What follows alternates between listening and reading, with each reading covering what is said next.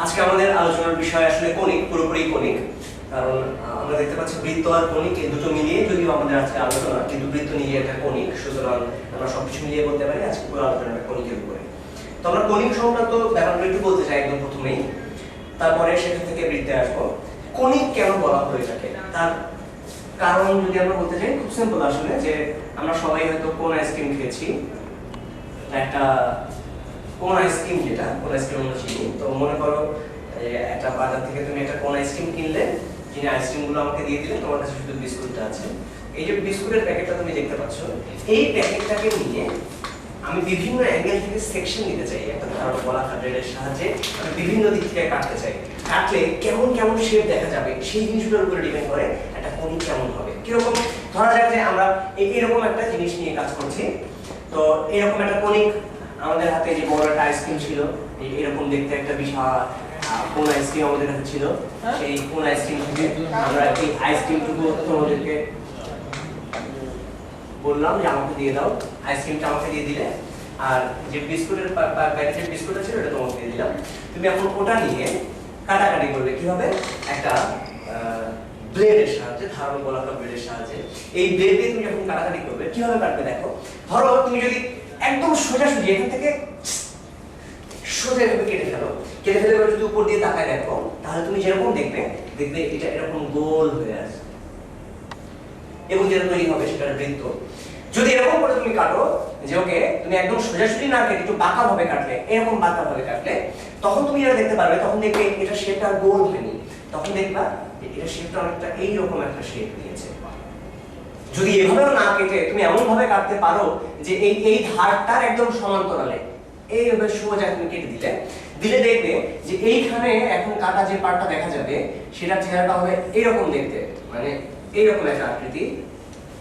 In fact এটা ছিল আসলে বৃত্ত, এটা ছিল উপবৃত্ত, এটা হচ্ছে পরাবৃত্ত। এবং তুমি যদি এভাবে কাটো যে ওকে তুমি দুইটা কোন আইসক্রিম বাজার থেকে কিনলে, দুইটা কোন আইসক্রিম কিনলে, দুইটারই আইসক্রিমটুকু আমাকে দিয়ে দিলে, আর আইসক্রিমের যে বিস্কুটের পার্টটা আছে সেই পার্টগুলো তুমি একটা সুপার গ্লুর সাহায্যে মাথাটা এখানে লাগিয়ে দিলে, তাহলে এখন জিনিসটা এরকম একটা সাইজ হবে। এই জিনিসটাকে তুমি যদি এখন একটা ধারণ বড় কাপড়ের সাহায্যে সোজা এমন করে কেটে ফেলে তুমি দেখতে পারবে যে এইদিকে এরকম একটা শেপ আর এদিকে এরকম একটা শেপ তৈরি হয়েছে। ইনফ্যাক্ট এখন যে শেপটা তৈরি হবে সেটাকে বলে হাইপারবোলা বা অধিবৃত্ত, যেটা একটা কোণকে কেটে কেটে বিভিন্ন সেকশন নিয়ে আমি পাচ্ছি। এই কারণে এই জিনিসগুলোকে বলা হয় কনিক। তো আমরা এই কনিক, ইনফ্যাক্ট এগুলো অনেক সুন্দর ব্যাখ্যা আছে যে কেন এই কনিকগুলোর চেহারাকে আমরা দ্বিঘাত সমীকরণ দিয়ে প্রকাশ করতে পারবো, এই এক্সপ্রেশনগুলো নিয়ে আমরা বলতে পারি। তবে তার আগে যেটা আমরা করতে চাই সেটা হচ্ছে বৃত্ত সংক্রান্ত কিছু জিনিস এখন আমরা জেনে ফেলবো। এই যে বৃত্ত আসলে কি জিনিস, আগে প্রথম কথা বলি যে ওকে আসলে আমরা কোনোদিনও বৃত্ত আঁকতে পারি না। মানে কি, তোমরা তো সবসময় বলবা কেন আমরা সারা জীবন ধরে বৃত্ত আঁকছি, যে একটা কম্পাস নিয়ে কম্পাসটিকে এই কাগজের সাথে এরকম করে ঘিরে দিয়ে ভালো করে যদি একটা ঘুরান দিই তাহলে একটা বৃত্ত তৈরি হয়ে যায়, কিন্তু আসলে বৃত্ত তৈরি হয় না। কেন বৃত্ত তৈরি হয় না? কারণ বৃত্ত কি জিনিস, বৃত্ত হচ্ছে পয়েন্টের একটা সেট। কিসের পয়েন্ট? আমরা জানি একটা পয়েন্ট আছে যে পয়েন্টটা ফিক্সড, সেই পয়েন্ট থেকে সমান দূরত্ব রেখে যতগুলো পয়েন্ট আছে সেই সমস্ত পয়েন্টের সেট হচ্ছে বৃত্ত। এই বৃত্তের ভেতরের যে অংশটুকু এটা কিন্তু বৃত্ত নয়, এর বাইরের যে অংশ এটাও বৃত্ত নয়। বৃত্ত হচ্ছে শুধুমাত্র এই যে লাইনটা, সেইটা। যদি বলি বৃত্ত কোনটি, বৃত্ত হচ্ছে শুধুমাত্র এই বাঁকা দাগটা, বাঁকা দাগের ভিতরের অংশটা বৃত্ত নয়। এখন কথা হচ্ছে এই যে বৃত্তটা, এই বৃত্তটা তৈরি হচ্ছে অনেকগুলো পয়েন্ট দিয়ে। আমরা কি কখনো পয়েন্ট আঁকতে পারি না, কারণ পয়েন্ট, এই যে পয়েন্টের দৈর্ঘ্য প্রস্থ বেগ কিচ্ছু নেই, কোন উচ্চতা কিছুই নেই। সুতরাং একটা পয়েন্ট আসলে কখনো আঁকা যায় না। আমরা যেটা করতে পারি সেটা হচ্ছে একটা পয়েন্টের প্রকাশকারী একটা প্রতীক আঁকতে পারি। এটা একটা প্রতীক, এটা বৃত্তের একটা প্রতীক, এটা বৃত্ত নিজে না। আমরা বৃত্ত আঁকিনি, আসলে বৃত্তের প্রতীক এঁকেছি। ইনফ্যাক্ট এটা তো অনেক বড় জায়গা, আমরা যত একটা মাইক্রোস্কোপ দিয়ে যদি তাকিয়ে দেখি, দেখবো এটা দেখতে এত বিশাল জায়গা তো বিন্দু না। আমরা ইনফ্যাক্ট এই পয়েন্ট থেকে এদের প্রত্যেকের দূরত্ব কি সমান না। তার মানে এদের মাঝখানেই কোথাও একটা জায়গায়, কোনো একটা জায়গায় আমাদের সেই বৃত্তটা আছে, এতটুকু আমরা আইডিয়া করতে পারি এবং বলতে পারি এটা বৃত্তের একটা প্রতীক। তো যাই হোক, আমরা এখন যে বৃত্তটা নিয়ে কাজ করছি, এই যে বৃত্ত, এই বৃত্তটার আমরা সমীকরণ যদি বের করতে চাই, কিভাবে বের করি? আমরা সমীকরণ বের করতে গেলে সবসময় যে কাজটা করি সেটা হচ্ছে একটা নির্দিষ্ট চলমান বিন্দু নিয়ে আমরা কাজ করি, এটা নির্দিষ্ট না, একটা চলমান বিন্দু নিয়ে কাজ করি, সেই বিন্দুটাকে আমরা নাম রেখেছি pxy। সেই pxy এটা একটা নির্দিষ্ট শর্ত মেনে চলবে। কি শর্ত মেনে চলবে? যেমন এখানে আমরা বলতে পারি যে ওকে সে সবসময় এইখানে আরেকটা বিন্দু আছে, ধরা যাক hk, এই hk থেকে সে সবসময় সমান দূরত্ব r বজায় রাখে, এইভাবে সে চলে। এই যে pxy তার বৈশিষ্ট্য একটাই যে সে যেখানেই থাকুক না কেন সেখান থেকেই hk থেকে তার দূরত্বটা সবসময় ফিক্স রেখে চলে, r রেখে চলে। তো এই যে এই অবস্থায় যদি সে থাকে তখন এখান থেকে আমরা কি পাচ্ছি? আমরা দেখতে পাচ্ছি এদের দুজনের মধ্যে দূরত্ব এটা হচ্ছে r। সেই শর্তটাকে ব্যবহার করেই আমরা বৃত্তের সমীকরণটা পেয়ে যাব। সমীকরণ পেতে গেলে সবসময় একটা চলমান বিন্দু নিয়ে কাজ করতে হয়। এই চলমান বিন্দুটা এর উপরের সমস্ত বিন্দুকে আসলে রিপ্রেজেন্ট করে। তো এখন এটাকে আমি যদি ভালো করে লিখি তাহলে পাবো এরকম একটা ফর্ম, যে ফর্মটা আমাদের পরিচিত। আসলে কোন বৃত্তের কেন্দ্র যদি হয় 2 3 এবং ব্যাসার্ধ যদি হয় 5, তাহলে আমরা বলতে পারি সেই বৃত্তের সমীকরণ হচ্ছে x - 2 whole square plus y - 3 whole square equal to 5 square.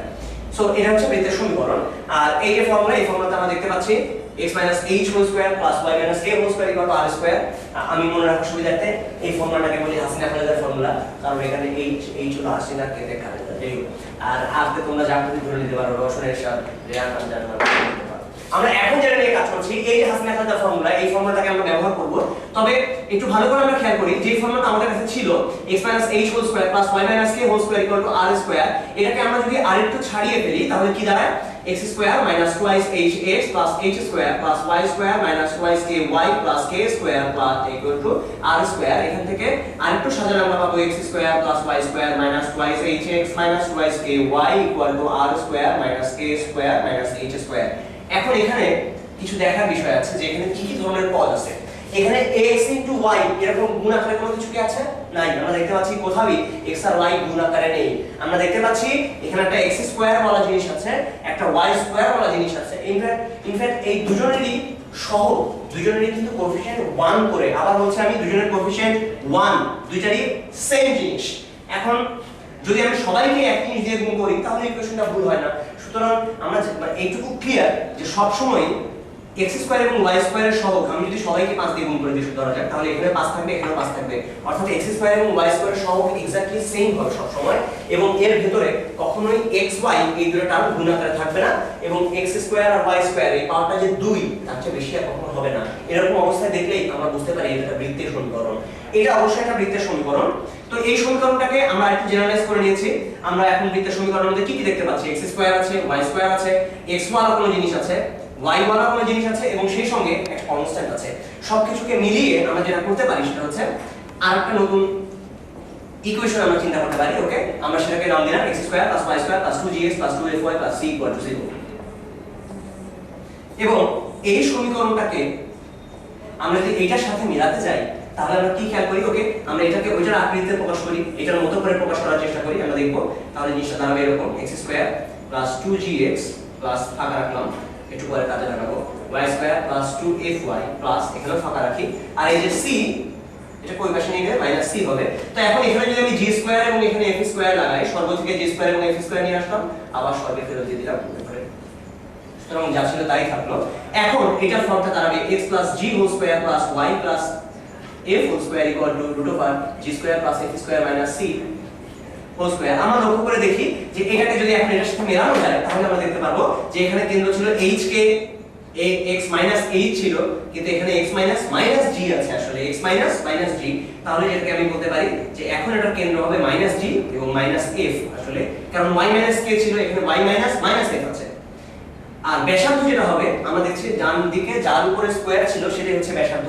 সুতরাং এখানে ব্যাসার্ধ যেটা হবে সেটা হচ্ছে root over g square plus f square minus c। এটার উপরেই তো এখানে স্কয়ার, তাই না? এখানে জিনিসটাকে তো এরকম করে বলা যায় g square plus f square এই পুরোটার উপরে হোল স্কয়ার।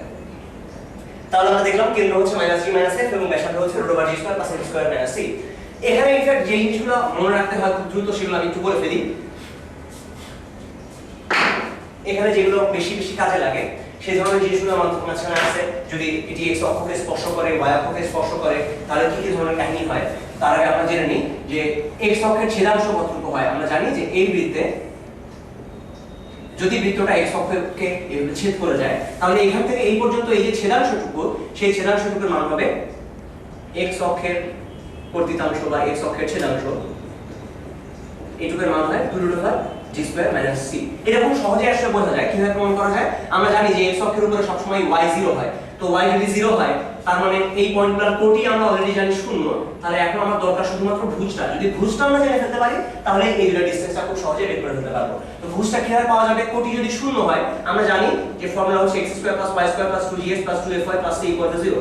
এখান থেকে যদি আমি y এর মানটা 0 বলে ফেলি তাহলে আমার সামনে ইকুয়েশন থাকবে x² + 2gx + c = 0।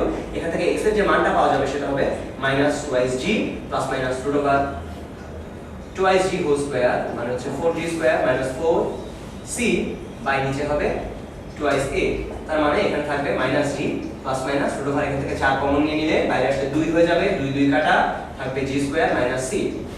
এখন তার মানে আমরা দেখতে পাচ্ছি এখানে x এর দুইটা মান পাওয়া যাচ্ছে। একটা হচ্ছে এইটার জন্য, এটা হচ্ছে -g √g² - c। এখানে আমরা দেখতে পাচ্ছি একটা প্লাস একটা মাইনাস, -g এর সাথে একটা প্লাস নেব একটা মাইনাস নেব। যদি মাইনাস নিই তাহলে ছোট হবে, ছোটটা থাকবে বাম পাশে আর বড়টা থাকবে ডান পাশে, অর্থাৎ ওই পাশে থাকবে -g +√g² - c, 0। তো এখন এই দুটো পয়েন্টের মধ্যে আমি যদি ডিসটেন্স বের করি তাহলে দেখব সেটা হচ্ছে 2 × √g² - c আসে। তার মানে এটাই হচ্ছে x অক্ষের ছেদাংশ। এখন x অক্ষকে যে একটা বৃত্ত ছেদ করবে সব সময় তা না, কারণ কি? কারণ হচ্ছে বৃত্ত যদি এখানে থাকে তাহলে তো x অক্ষকে ছেদ নাও করতে পারে। সেই অবস্থায় অবশ্যই যেটা হবে এই g² এর মানটা c থেকে ছোট চলে আসবে, ফলে এর ভিতরে নেগেটিভ জিনিস যখন চলে আসবে রুটের ভিতরে তখন আমরা বুঝবো যে এই বৃত্তটা এটাকে ছেদ করে না। তো এখন আমরা দেখলাম x অক্ষের ছেদাংশ হচ্ছে 2√g² - c এবং y অক্ষের যে ছেদাংশটা হবে সেটা হবে 2 × √f² - c। এইটুকু জানলে যদি একটা বৃত্ত x অক্ষকে স্পর্শ করে তাহলে কি হবে সেটা বলা যায়। যদি বৃত্তটা x অক্ষকে স্পর্শ করে তখন যেটা হবে, বৃত্তটা x অক্ষকে স্পর্শ করলে পাওয়া যাবে যে এই অংশটুকু 0। তার মানে হচ্ছে 2 × √g² - c = 0 হলে সেখান থেকে আসলে দাঁড়াবে g² আর c এরা পরস্পর সমান হবে। এবং আরেকটা ব্যাপার এখানে বলা যায়, সেটা আমরা একটু ফাঁকা রাখি। যদি বৃত্তটা y অক্ষকে স্পর্শ করে তাহলে আমরা দেখতে পাচ্ছি f² আর c পরস্পর সমান হবে। এবং আরেকটা কথা এখানে বলা যায়, সেই কথাটা একটু বলে ফেলি, যে সেই অবস্থায় যদি একটা বৃত্ত x অক্ষকে স্পর্শ করে তাহলে কি হবে? ধরা যাক এই পয়েন্টটা হচ্ছে কেন্দ্রটা হচ্ছে 2 3, অথবা এখানে কেন্দ্রটা হচ্ছে 2, -3। সেই অবস্থায় আমরা দেখতে পারবো, এটার জন্য চিন্তা করি যে এই বৃত্তটা যখনই x অক্ষকে স্পর্শ করেছে সুতরাং অবশ্যই এতটুকুই হচ্ছে বৃত্তের ব্যাসার্ধ। কিন্তু এতটুকুর মানটা কত? আমরা দেখতে পাচ্ছি এটা হচ্ছে 2, এদিকে -3। তার মানে এই অংশটুকু আসলে -3। আমি যদি মানের কথা চিন্তা করি তার দৈর্ঘ্য কত? দৈর্ঘ্য বলবো 3। তার মানে হচ্ছে যে যদি একটা বৃত্ত x অক্ষকে স্পর্শ করে তাহলে এই যে কেন্দ্রের কোটির মডুলাস নিলে তার ব্যাসার্ধ পাওয়া যাবে। অর্থাৎ x অক্ষকে স্পর্শ করলে কেন্দ্রে কোটির মডুলাস নিলে পাওয়া যাবে ব্যাসার্ধ। তাহলে বৃত্তের ব্যাসার্ধ হবে মডুলাস অফ কেন্দ্রের কোটি, এবং এই ক্ষেত্রে বৃত্তের ব্যাসার্ধ হবে মডুলাস অফ কেন্দ্রের ভুজ। মডুলাস কেন নিলাম? কারণ আমরা দেখতে পাচ্ছি উপরে থাকলে এখানে 3 হচ্ছে, নিচে থাকে -3 আছে, তো আমরা সেই দুটোকে আমরা চাচ্ছি যে পজিটিভ বানিয়ে নিতে, কারণ দৈর্ঘ্য কখনো ঋণাত্মক হয় না। তো এখন এটা হচ্ছে প্রাথমিক ধারণা। এর সঙ্গে আরেকটা ধারণা যোগ করা দরকার, যে আমরা যদি কখনো একটা বৃত্তের এই দুইটা মাথার স্থানাঙ্ক জেনে যাই, কিরকম? ধরা যাক এই যে পয়েন্টটা, এই পয়েন্টটা হচ্ছে 1 4 এবং ওই পয়েন্টটা হচ্ছে 2 3, তখন এই বৃত্তের সমীকরণটা কি হবে? একটা ব্যাসের যদি দুইটা প্রান্ত বিন্দু আমরা জানি তাহলে সমীকরণটা কি হবে? একটা ভালো ওয়ে হচ্ছে যে ওকে আগে আমরা কেন্দ্র বের করে নেই, এখান থেকে এটা দূরত্ব বের করলে আমরা ব্যাসার্ধ পেয়ে যাব, তারপর সেখান থেকে কেন্দ্র ব্যাসার্ধ হাসিনা-গাউসের ফর্মুলা ব্যবহার করে আমরা এখান থেকে পেয়ে যাব। কিন্তু আমরা ডিরেক্টলি যদি করতে চাই তখন একটা সুন্দর ওয়ে আছে। এটাকে আমি যদি নাম দিতাম, এই 1 4 টাকে যদি বলতাম এটা হচ্ছে x1 y1, আর ওই পয়েন্টটা যদি হলো x2 y2, তাহলে আমরা দেখি যে এর উপরে যে কোনো পয়েন্ট যদি হয় p x y, আমরা সেই বৃত্তের সমীকরণের ক্ষেত্রে আমরা দেখতে পারবো যে অবশ্যই এটা একটা লম্ব হবে, কারণ অর্ধবৃত্তস্থ কোণ এক সমকোণ। তাহলে এটার নাম যদি আমরা দিই a, এটার নাম যদি দিই b, তাহলে অবশ্যই AP এটা BP এর উপরে লম্ব হবে। তাহলে AP এবং BP এর ঢালের গুণফল হবে অবশ্যই -1। MAP যদি আমি বলি, এটা মানে হচ্ছে AB এর ঢাল গুণ MBP এটা অবশ্যই -1 হবে, যেহেতু এরা পরস্পর লম্ব, লম্ব হলে ঢালের গুণফল হবে -1। কিন্তু MAP এই ঢালটুকু কত? এই ঢালটুকু হবে y - y1 by x - x1 এবং এটা ঢাল হবে y - y2 by x - x2। তাহলে এখান থেকে যেটা পাওয়া যাবে সেটা হচ্ছে এরকম দেখতে, y - y1 * y - y2, এটা ওই পাশে চলে গেলে minus x - x1 * x - x2, এই -1 দিয়ে পুরোটাকে গুণ করে দিলাম। এটাকে যদি এই সাইডে আমরা নিয়ে আসি তাহলে পাবো x - x1 * x - x2 plus y - y1 * y - y2 এটা হচ্ছে 0। তাহলে সেখান থেকে আমরা পেয়ে যাচ্ছি যে কোনো বৃত্তের যদি ব্যাসের প্রান্তবিন্দু দুইটা দেওয়া থাকে সেই বৃত্তের ক্ষেত্রে, সেই বৃত্তটার ক্ষেত্রে সমীকরণটা হবে x - x1 * x - x2 plus y - y1 * y - y2 = 0। তো এবারে আমরা একটু দেখি যে ধরা যাক বৃত্তের উপরস্থ তিনটা বিন্দু দেওয়া আছে, সেই বৃত্তটার সমীকরণ কিভাবে বের করা যাবে। বৃত্তের উপরস্থ তিনটা বিন্দু দেওয়া আছে, যে ওকে একটা বিন্দু হচ্ছে 2 5, একটা বিন্দু 1 4, আর একটা বিন্দু ধরা যাক 3 8। তাহলে সেই যে বৃত্তটা, সেই বৃত্তের সমীকরণটা কি হবে? তো সমীকরণ বের করতে গেলে ইনফ্যাক্ট সবচেয়ে সোজা যে উপায়টা, সবচেয়ে দ্রুত যে উপায়টা হতে পারে সেটা আসলে ক্যালকুলেটর পদ্ধতি। ক্যালকুলেটর দিয়ে খুব ইজিলি এটা বের করে ফেলা যায়। তো সেটা বের করার আইডিয়াটা একটু বলে ফেলি। মেইনলি সমীকরণ আমরা ধরে নেব x² + y² + 2gx + 2fy + c = 0। আরো সোজা করে চিন্তা করা যায় এখান থেকে, আমরা 2g না ধরে আমরা সরাসরি এটাকে ax + by বলে দিলাম। তাহলে আমাদের যে সমীকরণটা দাঁড়াবে, এখন আমি যখনই 2 5 দিয়ে এটাকে সিদ্ধ করব, সিদ্ধ করলে তার ইকুয়েশনটা কেমন ফর্মে দাঁড়াবে?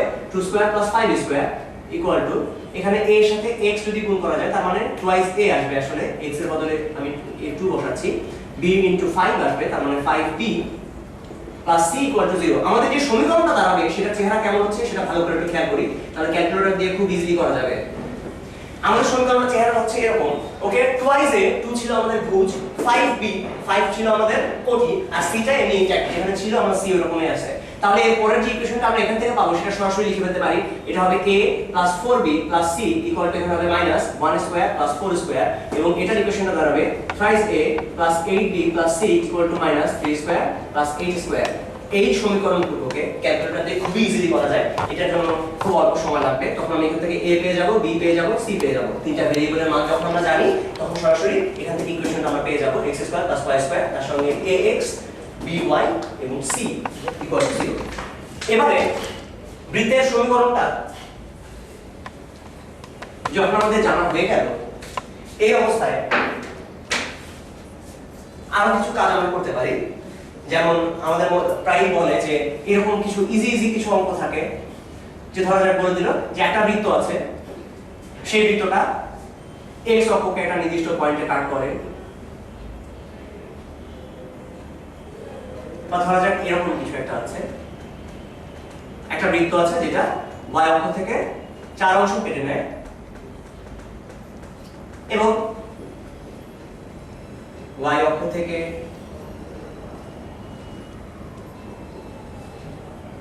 4 দৈর্ঘ্যের একটা অংশ কেটে নিয়েছে, আর x অক্ষকে ধনাত্মক দিকে ধরা যাক 6 একক দূরে স্পর্শ করে। এই ধরনের ক্ষেত্রে আমরা যদি ইকুয়েশন মিট করতে যাই তাহলে সেটা অনেক লেন্দি একটা প্রসেস হয়ে দাঁড়ায় আসলে। তো এটার জন্য আমরা যেটা করতে পারি, আমরা নিজেরাই চিন্তা করে বের করে ফেলতে পারি। কিরকম করে? যে আমরা জানি যে এখানে আসলে দুইটা বৃত্ত পাওয়া যাবে, একটা বৃত্ত এদিকে হবে আর একটা বৃত্ত পাওয়া যাবে ওই দিকে। যাদের কাছে আমার ছবিটাকে বৃত্ত মনে হচ্ছে না তারা এটাকে কল্পনা করে নাও, কল্পনা শক্তি করতে। দেখো এইরকম একটা জায়গায় সেন্টার থাকবে এবং এতটুকু বলা যায়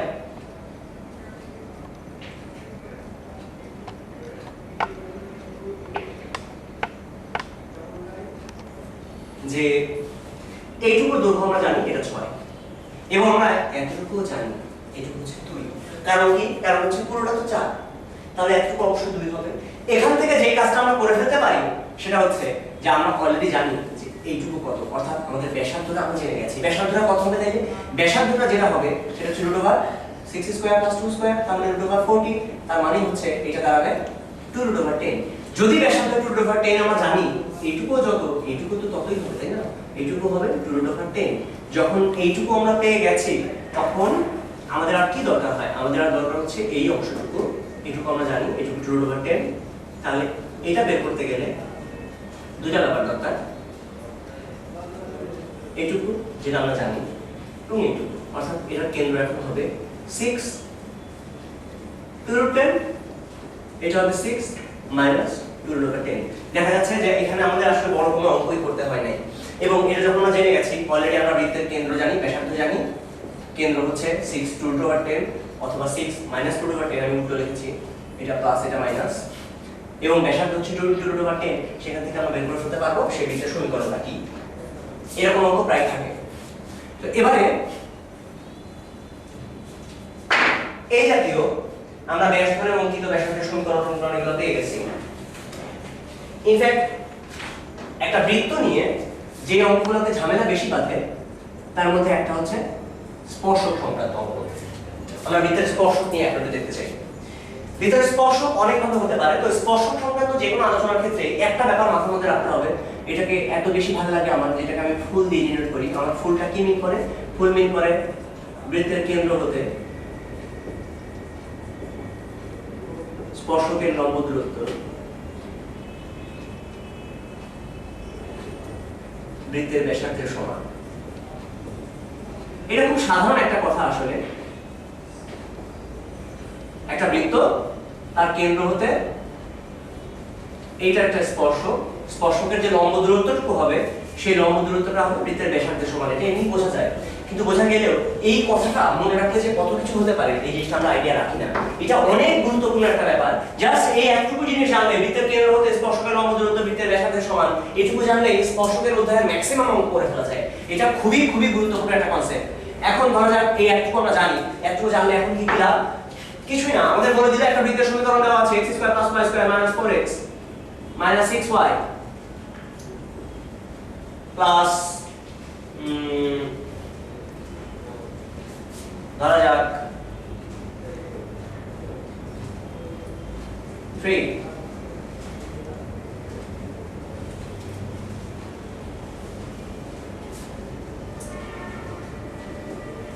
এই যে বৃত্তটা আমরা দেখতে পাচ্ছি, এই বৃত্তটার কেন্দ্র ব্যাসার্ধ আগে বের করে ফেলি। কেন্দ্র কত হবে? কেন্দ্র হবে g - g - f। -g মানে হচ্ছে এটাকে অর্ধেক করে নেগেটিভ, তার মানে 2, এটাকে অর্ধেক করে নেগেটিভ, তার মানে 3, এবং ব্যাসার্ধ হবে কেন্দ্র দুটার স্কয়ার মানে হচ্ছে 2 স্কয়ার মানে 4, 3 স্কয়ার মানে হচ্ছে 9, তার থেকে বাদ যাবে c 4, তার মানে ব্যাসার্ধ হচ্ছে 3। যখন আমরা কেন্দ্র এবং ব্যাসার্ধ জেনে গেছি, এই যে বৃত্তটা এটা হয়তো দেওয়া আছে আমাদের কাছে, এবং বললো এই বৃত্তের যে স্পর্শকটা 2x + 5y - 7 = 0 এই রেখার সাথে সমান্তরাল, সেই বৃত্তের সমীকরণ কত? সেই স্পর্শকটার সমীকরণটা কি? আমাদের একটা স্পর্শক দরকার, যে স্পর্শকটা এই রেখাটার সমান্তরাল। এখন আমরা খেয়াল করি, একটা বৃত্ত হয়তো দেওয়া আছে এবং আরেকটা রেখা অনেক দূরে দেওয়া আছে। বললো যে এই বৃত্তের যে স্পর্শকগুলো এটা সমান্তরাল। এরকম রেখা আসলে কতগুলো পাওয়া যেতে পারে সেটা আগে আইডিয়া করি আমরা। এরকম রেখা পাওয়া যাবে আসলে 2টা। যদি এমন হয় যে সে নিজেই একটা স্পর্শক, তখন হয়তো আরেকটা জাস্ট ওই পাশে পাওয়া যাবে। এখন কথা হচ্ছে যে এরকম যদি কেস হয় আমরা কিভাবে অঙ্কগুলো করব? আমাদের কাজ হচ্ছে, প্রথম কাজ হচ্ছে যে বৃত্তের সমীকরণ থেকে কেন্দ্র ব্যাসার্ধ বের করে ফেলা, যেটা আমরা অলরেডি করে ফেলেছি। আমাদের সেকেন্ড কাজ, যেই তথ্য দেওয়া আছে স্পর্শক বের করার সময় আমাদের স্টেপগুলো আমি করে ফেলি। প্রথম স্টেপ হচ্ছে যে ইকুয়েশনটা দেওয়া আছে সেখান থেকে কেন্দ্র এবং ব্যাসার্ধ বের করে ফেলবো। সেকেন্ড স্টেপ, যেই তথ্যটা দেওয়া আছে ওই স্পর্শক সম্পর্কে, সেখান থেকে আমরা যেটা করব একটা সমীকরণ ধরে নেব। কি সমীকরণ ধরতে পারি? এখানে আমরা ধরতে পারি, ধরি এই রেখার সমান্তরালটা, রেখার সমীকরণ হবে 2x + 5y + k = 0। এই জায়গায় আমরা লক্ষ্য করে দেখব একটা মাত্র ভেরিয়েবল আমরা জানি না, একটা মাত্র জিনিস জানি না, সেটা কি? k। আমাদের জানা দরকার k, আসলে k। এটা জানতে যখন আমি যাব তখন আমাদের যেটা করতে হবে এই ফুলটাকে ব্যবহার করতে হবে। আমরা জানি বৃত্তের কেন্দ্র হতে স্পর্শকের লম্ব দূরত্ব বৃত্তের ব্যাসার্ধের সমান, তার মানে কেন্দ্র কত? 2 3 হতে এইটার লম্ব দূরত্ব 2x + 5y + k = 0। এত এর লঘু মানে লম্ব দূরত্ব এই হবে বৃত্তের ব্যাসার্ধ 3 এর সমান। তার মানে এখান থেকে আমরা কি পাচ্ছি? এখন এখান থেকে দাঁড়াবে 2 into 2 plus 3 into 3 plus k by root over 2 square plus 3 square। আমরা জানি এটা হচ্ছে লম্ব দূরত্বের ফর্মুলা equal to 3। এই জায়গা থেকে আমি সলভ করলে k এর দুইটা মান পাওয়া যাবে, কারণ মডুলাস দেওয়া আছে, মডুলাস তুলে দিলে ওই পাশে প্লাস মাইনাস 3 আসবে, তখন এখান থেকে আমরা দুইটা ভ্যালু পেয়ে যাব k। তো এইভাবে যে কোনো অঙ্ক যদি থাকে, যেমন আমাদের হয়তো বললো এই বৃত্তটার ক্ষেত্রেই বললো যে এই বৃত্তের একটা স্পর্শক আছে, যে স্পর্শকটা 2 5 বিন্দুগামী। তো আমাদের প্রথম কাজটা হবে 2 5 বিন্দুগামী একটা রেখা ধরে নেওয়া। সেই রেখাকে আমরা কিভাবে ধরি, y - y1 = m * x - x1। আমরা লক্ষ্য করে দেখি এই পুরো জায়গাটায় মাত্র একটা জিনিস আমরা জানি না, সেটা হচ্ছে m। m এর ভ্যালুটা আমাদেরকে বের করতে হবে। আগে এটাকে সাজিয়ে নেব আমরা, mx - y ওই পাশে নিয়ে গেলাম -2m + 5 = 0। যখন এটা লিখে ফেলেছি তখন আমরা আবার আগের মতো কাজ, কেন্দ্র 2 3 হতে এত এর লম্ব দূরত্ব এটা হবে 3। আমরা জানি কেন্দ্র থেকে স্পর্শকের লম্ব দূরত্ব বৃত্তের ব্যাসার্ধের সমান, কেন্দ্র হতে স্পর্শকের লম্ব দূরত্ব ব্যাসার্ধের সমান। জাস্ট এইটাই আইডিয়া। এই একটুকু আইডিয়া থেকে আমরা সমস্ত কিছু বের করে ফেলতে পারবো আসলে। 2 - 3 - 2m + 5, এই m জাতীয় এরকম কোনো জিনিস যদি থাকে সেই কেসটাতে আসলে সেই ক্ষেত্রে দুই পাশে স্কয়ার করে দিলে সুবিধা। যদি m জাতীয় কোনো জিনিস দুই পাশে থাকে, মানে m জাতীয় মানে হচ্ছে এর নিচে রুট ওভারের মধ্যে আমরা দেখতে পাচ্ছি m আছে। আগের বার যে অঙ্কটা ছিল সেখানে নিচে ছিল রুট ওভার 2 স্কয়ার + 3 স্কয়ার, নিচের মধ্যে আর কোনো ভেরিয়েবল m ছিল না। যদি এরকম থাকে সেই ক্ষেত্রে সুবিধা হচ্ছে পুরোটাকে স্কয়ার করে দেওয়া, তখন মডুলাস বলে প্লাস মাইনাস দিলেও শেষ পর্যন্ত ভালো বেশ শেষ রক্ষাটা হয় না আর কি। যাই হোক, তো এখন আমরা এটা যখন জেনে গেছি তখন স্পর্শক সংক্রান্ত আরেকটা ব্যাপারটা বলে ফেলি, যে দুইটা বৃত্ত এরা পরস্পরকে কখনো স্পর্শ করে আর কখনো স্পর্শ করে না। দুইটা বৃত্ত যদি পরস্পরকে স্পর্শ করে বিভিন্ন ভাবে স্পর্শ করতে পারে। কিভাবে? একটা হচ্ছে এইভাবে স্পর্শ করতে পারে, আর একটা হচ্ছে এইভাবে স্পর্শ করতে পারে। এটাকে বলা হয় বহিস্থভাবে, আর এটাকে বলে অন্তস্থভাবে স্পর্শ করা। তো যদি বহিস্থভাবে স্পর্শ করে তখন আমরা কি লক্ষ্য করি, আমরা দেখি যে এর যে ব্যাসার্ধ আর ওর ব্যাসার্ধ, এই দুইটা ব্যাসার্ধের যোগফল হবে এদের কেন্দ্রের মধ্যবর্তী দূরত্ব। বহিস্থভাবে স্পর্শ করলে একটাই আইডিয়া, সেটা হচ্ছে কেন্দ্রদ্বয়ের দূরত্ব এটা হবে ব্যাসার্ধ দুইটার যোগফল। আরেকবার বলছি আমি, কেন্দ্রদ্বয়ের দূরত্ব হবে ব্যাসার্ধদ্বয়ের যোগফলের সমান, এবং অন্তস্থভাবে যদি স্পর্শ করে তখন যেটা হবে বিয়োগফলের সমান। কেন্দ্র দুইটার দূরত্ব হবে ব্যাসার্ধ দুইটার বিয়োগফল। যাই হোক, তো এইটা হচ্ছে মেইন আইডিয়াটা। এখন স্পর্শকের মধ্যে এক ধরনের স্পর্শক নিয়ে সবচেয়ে বেশি ঝামেলা বাঁধে, সেটা হচ্ছে সাধারণ স্পর্শক। তো আমরা সাধারণ স্পর্শক সংক্রান্ত একটা ব্যাপার দেখে ফেলি। সাধারণ স্পর্শকের অঙ্ক আসলে পরীক্ষায় খুব বেশি আসে না। এই জায়গাতে যেটা বেশি ইম্পর্টেন্ট সেটা হচ্ছে যে এই টাইপের কিছু অঙ্ক আছে। সাধারণ স্পর্শকের ব্যাপারটা আমরা দেখাচ্ছি, মেইন আইডিয়াটা আমি বোঝার চেষ্টা করি। তার আগে একটু বলে ফেলা যাক। ধরা যাক এরকম একটা বৃত্ত আছে, সেই বৃত্তের সমীকরণ দেওয়া আছে x² + y² প্লাস, একটু আগে যেটা নিয়ে কাজ করেছিলাম সেটা নিয়ে কাজ করি আরেকবার, -4x - 6y + 4 = 0। এরকম একটা সমীকরণ হতে দেওয়া আছে। আর একটা সমীকরণ দেওয়া আছে এরকম x² + y² + 4x + 6y + 9 = 0।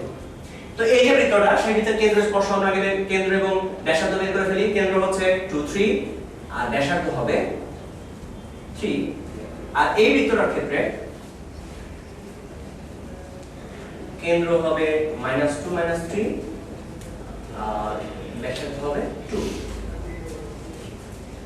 তো এরকম কেসে আমাদেরকে প্রথমে যে কাজটা করে নিতে হবে, একটা হচ্ছে ব্যাসার্ধ বড় আর একটা ব্যাসার্ধ ছোট।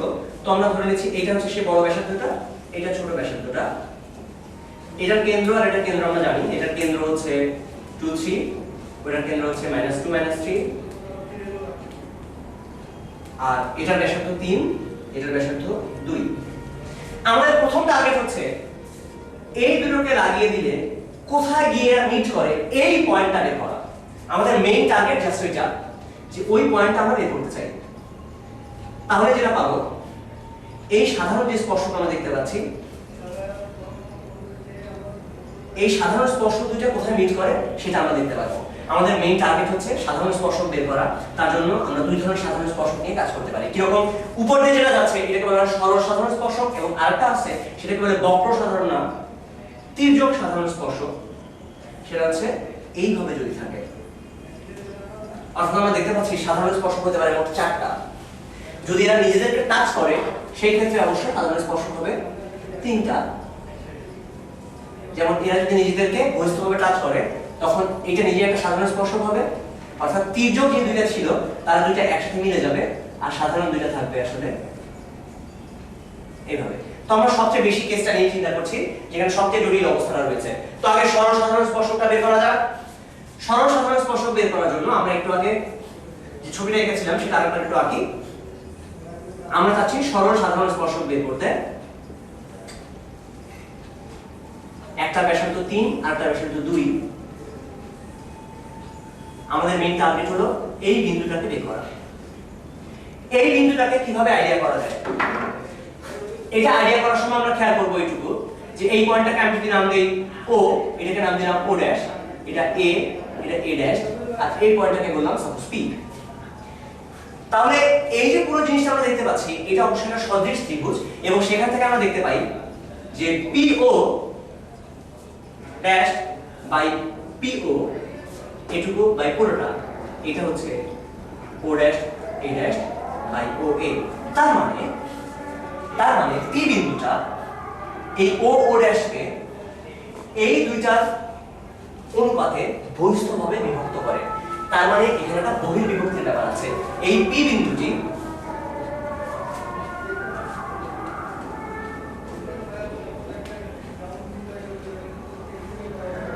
ও ড্যাশ ও কে আমরা কোনটাকে লিখছি এটা কিন্তু খুব ইম্পর্টেন্ট, এইভাবে লেখাটা একটু ইম্পর্টেন্ট। এত এ অনুপাতে বহির্বিভক্ত করে। তার মানে এইটা ইস্টু এইটা, অর্থাৎ 2:3 অনুপাতে পি বিন্দুটা ও ড্যাশ ও কে 2:3 অনুপাতে বহির্বিভক্ত করে। তাহলে পি বিন্দুর স্থানাঙ্ক আমরা বহির্বিভক্তি যে ফর্মুলাটা শিখেছি সেখান থেকে আমরা বলতে পারি 2 minus 3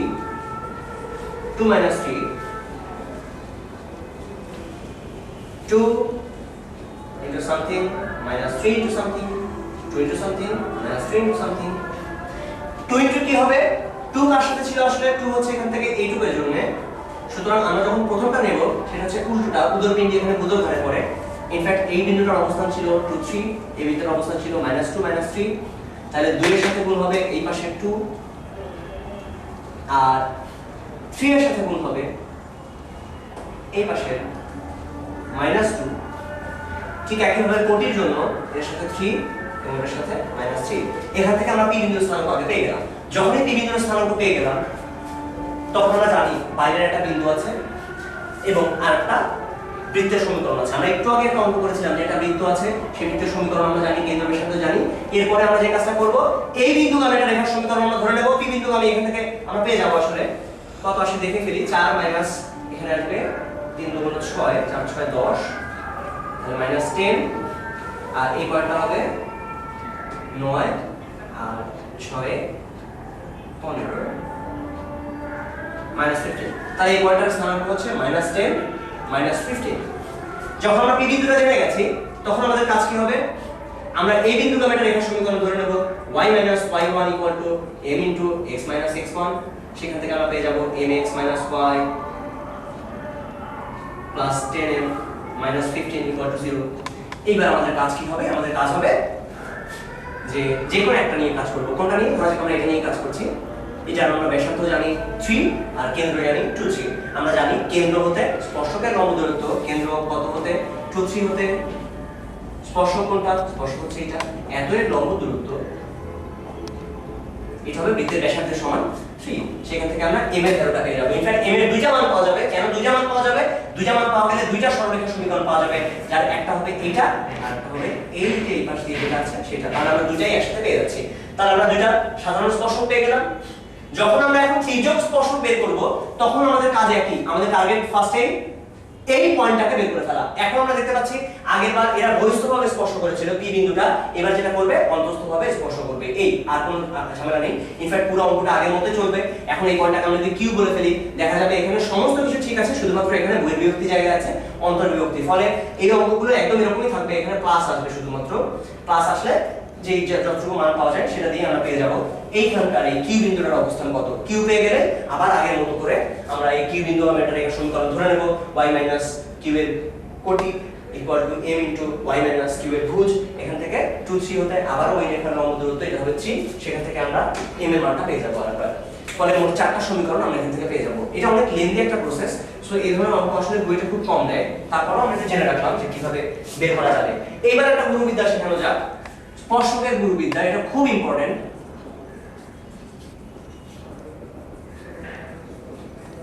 এটা খুবই খুবই খুবই গুরুত্বপূর্ণ একটা জিনিস। ইনফ্যাক্ট স্পর্শকের ক্ষেত্রে যদি আমরা জানি যে একটা বিন্দু সেটা একটা কার্ভের উপরে অবস্থিত, আরেকবার বলছি, আমি খুবই ক্লিয়ারলি বলছি, এই এই এই নিয়মটা শুধুমাত্র তখনই প্রযোজ্য যদি বিন্দুটা ওই কার্ভের উপরে অবস্থিত হয়। কি রকম? ধরা যাক একটা বিন্দু আমরা নিলাম 1 1, এই 1 1 বিন্দুটা x² + y² - 2x + 5y - 5 = 0, এই রেখার উপরে অবস্থিত 1 1 বিন্দুটা এই রেখার উপরে অবস্থিত কিনা আগে টেস্ট করি আমরা। 1 1 বসালে হ্যাঁ 1 এর 2 2 থেকে 2 বাদ দিলে 0, তার মানে এটা হচ্ছে এই 1 1 পয়েন্টটা এই রেখার উপরে অবস্থিত। ইনফ্যাক্ট তখন স্পর্শকের সমীকরণ বের করা খুবই সোজা। কি করতে হবে? x² এর পরিবর্তে x1, y² এর পরিবর্তে y * y1, x এর পরিবর্তে হাফ x + x1 এবং y এর পরিবর্তে হাফ * y + y1। এখানে কিন্তু এই জায়গায় আবার x এর পরিবর্তে এভাবে বসায় দিলে চলবে না যে ওকে হাফ * x + x1 এটা হোল স্কয়ার। নো, যদি x² থাকে সরাসরি সেখানে x * x1, আর এই সব জায়গায় এই যে এরকম ভাবে যদি শুধু x থাকে সেখানে হাফ * x + x1, এই জিনিসগুলো আমাদেরকে বসিয়ে দিলেই আমরা সরাসরি এখানকার ওই পয়েন্টে স্পর্শকের সমীকরণ পেয়ে যাব। কি রকম? ধরা যাক এইখানে সমীকরণটা কি হবে? x স্কয়ারের পরিবর্তে বসাবো x * x1। x1 মানে কি?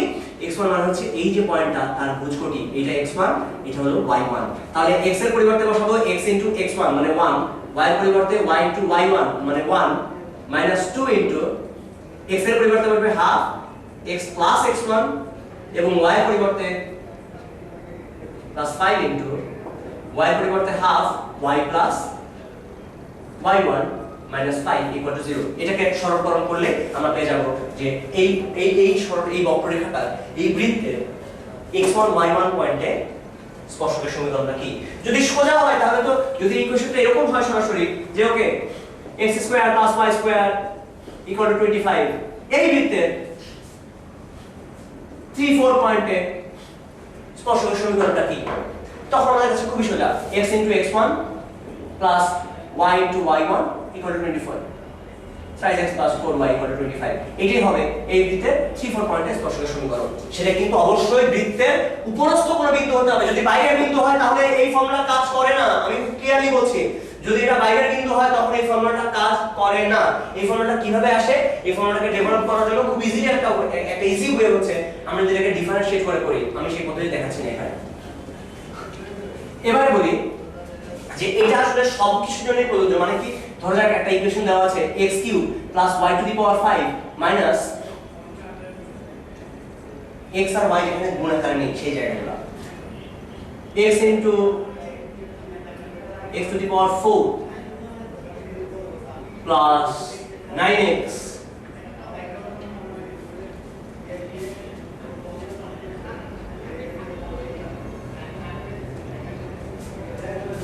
= 0। এই বৃত্তের, এটা বৃত্ত না আসলে, এই বক্ররেখার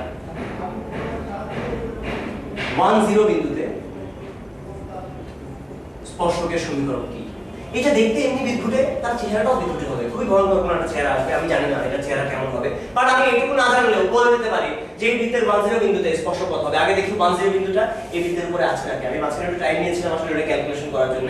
আমি দেখলাম যে এই বিন্দুটা যেন উপরে থাকে, তো 1 হলে কত হয়, 1 হলে 1 হবে, এখানে আসবে 0 বসালে 0 -10 + 9। আমরা দেখতে পাচ্ছি যে হ্যাঁ এটা 0 হয়, তার মানে 10 পয়েন্টটা এই বক্ররেখার উপরে অবস্থিত। তখন তার স্পর্শকের সমীকরণ কি হবে, আমরা একটু আগে দেখেছিলাম x স্কয়ারের পরিবর্তে কি বসে, x * x1, আর যদি x কিউব হয় তার পরিবর্তে বসে x * x1 স্কয়ার, যদি x টু দি পাওয়ার 4 হয় তখন বসে x * x1 to the power 3, অর্থাৎ একটা x থাকবে বাদ বাকিগুলা x1 হয়ে যাবে। এই যে x টু দি পাওয়ার 4 আছে, এই 4 এর মধ্যে আমরা এটাকে এইভাবে চিন্তা করি x * x কিউব। আচ্ছা, যদি y টু দি পাওয়ার 5 থাকে সেটা কি হবে, y * y1 to the power 4। তার মানে এটা এখন সমীকরণ যেটা হবে সেটা হচ্ছে x কিউব এর পরিবর্তে বসবে x * x1 whole square, that means x * 1 whole square plus y * y1 to the power 4, that means 0 to the power 4 - 10 * x * x1 to the power 3 plus 9 x এর পরিবর্তে বসে হাফ x প্লাস x1। এই যে ইকুয়েশনটা পাওয়া যাবে সেটাই হবে এই সরলরেখা এই বিন্দুতে স্পর্শকের সমীকরণ। আমরা তাহলে দেখতে পেলাম যে এটা যে কোনো জিনিসের জন্য কাজ করে, এবং অবশ্যই এরপরে যখন আমরা কনিক্স নিয়ে কাজ করতে যাচ্ছি, কনিক্সের ক্ষেত্রে এটা সমানভাবে কার্যকরী, কনিক্সের জন্য এটা খুব ভালো মতো কাজ করে। তো এখন আমরা বৃত্তে আর থাকবো না, আমরা বৃত্তে অনেকক্ষণ ধরে আছি, এবার আমরা কনিক্স সম্পর্কে একটু জানতে চাই। আমরা কনিক্স পড়তে গেলে প্রথমে যেটা দেখতে চাই সেটা হচ্ছে প্যারাবোলা, পরাবৃত্ত।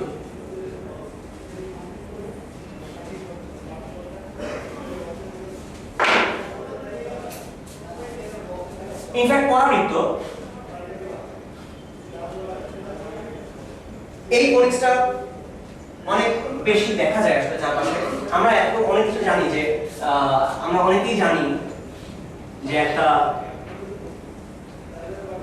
বস্তুকে যদি উপরে ছুঁড়ে মারা হয় তাহলে নিক্ষিপ্ত বস্তুর গতিপথ কেমন হবে, প্রাসের গতিপথ, যেটা প্রাসের গতিপথটা হয় পরাবৃত্ত আকারে। সো পরাবৃত্ত আমাদের ন্যাচারাল লাইফে সবসময় দেখা যায় আসলে। তো এটা যেমন একটা পরাবৃত্তের আকার প্রকাশ করে, তেমন ভাবে আরো কিছু জায়গায় পরাবৃত্ত খুব ভালো কাজ করে। কিরকম, আমরা জানি যে একটা গোলকীয় দর্পণে যখন অসীম থেকে প্রধান অক্ষের সমান্তরালে অনেকগুলো রশ্মি এসে পড়ে তখন তারা এরকম, যদি সেটা অবতল দর্পণ হয় সেটা প্রতিফলিত হয়ে কোথায় গিয়ে পড়ে, প্রতিফলিত হয়ে এক্স্যাক্টলি প্রধান অক্ষে গিয়ে পড়ে। কিন্তু সত্যি কথা হচ্ছে যে এটা সত্যি না। মানে কি, মানে প্রধান অক্ষের সমান্তরালে রশ্মি আসলেই তারা সবাই গিয়ে যে কোনো গোলীয় দর্পণের ক্ষেত্রেই ওখানে গিয়ে পড়ে না। এখানে খুব ক্লিয়ারলি বলে দেওয়া হয় এটা ক্ষুদ্র উন্মেষের জন্য। আবার বলছি আমি, এটা বলে দেওয়া হয় ক্ষুদ্র উন্মেষের জন্য। কেন বলা হয়, কারণ আসলে গোলীয় দর্পণ এই কাজটা করতে পারে না যে সবাইকে ফোকাস করে একটা নির্দিষ্ট পয়েন্টে পাঠাবে। এই কাজটা যে করতে পারে সেটা হচ্ছে পরাবৃত্ত আকারের কোন দর্পণ। যদি এই অংশটা পরাবৃত্তাকার হয়, ইনফ্যাক্ট ছোট জায়গার ক্ষেত্রে পরাবৃত্তের ছোট একটা অংশ আর বৃত্তের ছোট অংশ যদি দেখতে একই রকম হয়, সুতরাং সেই ক্ষেত্রে এটা মোটামুটি মিলে যায় যদি উন্মেষটা ছোট হয়। কিন্তু যদি অনেক বড় একটা দর্পণ নিয়ে কাজ করতে হয় আমাদেরকে, বিশাল বড় একটা দর্পণ, সেই অবস্থায় কিন্তু এরকম জিনিস নিয়ে আমরা কাজ করতে পারি না। যদি বিশাল বড় একটা দর্পণ নিয়ে কাজ করতে হয় তখন যদি বিশাল বড় এবং বাঁকা, তখন সেটা নিয়ে কাজ করতে গেলে আমাদেরকে যা করতে হবে সেটা হচ্ছে এটার সাইজ বানাতে হবে পরাবৃত্ত আকৃতি। পরাবৃত্ত আকৃতির ক্ষেত্রে এই কথাটা আসলে ঠিকঠাক মতো মেনে চলে। তারা যদি প্রধান অক্ষের সমান্তরালে অনেকগুলো রশ্মি এসে পড়ে, তারা সবাই মিলে ওই পরাবৃত্তের ফোকাসে গিয়ে মিলিত হয়। এখন পরাবৃত্ত আসলে কি জিনিস? পরাবৃত্তকে বুঝতে গেলে আমাদেরকে দুইটা জিনিস সম্পর্কে জানতে হবে, যাদের একজনের নাম হচ্ছে রেখা আর একজনের নাম হচ্ছে বিন্দু। যদি তোমাকে কখনো বলা হয় তুমি এমন ভাবে চলবে যেন রেখা এবং বিন্দু কেউই মাইন্ড না করে, মানে হচ্ছে দুজন থেকে তুমি সমান দূরত্ব বজায় রেখে চলছো, তাহলে তুমি কোন পথ ধরে চলবে? দেখো, এই অবস্থায় তোমাকে যেই পথ ধরে চলতে হবে সেটা কিরকম, এইরকম একটা পথ।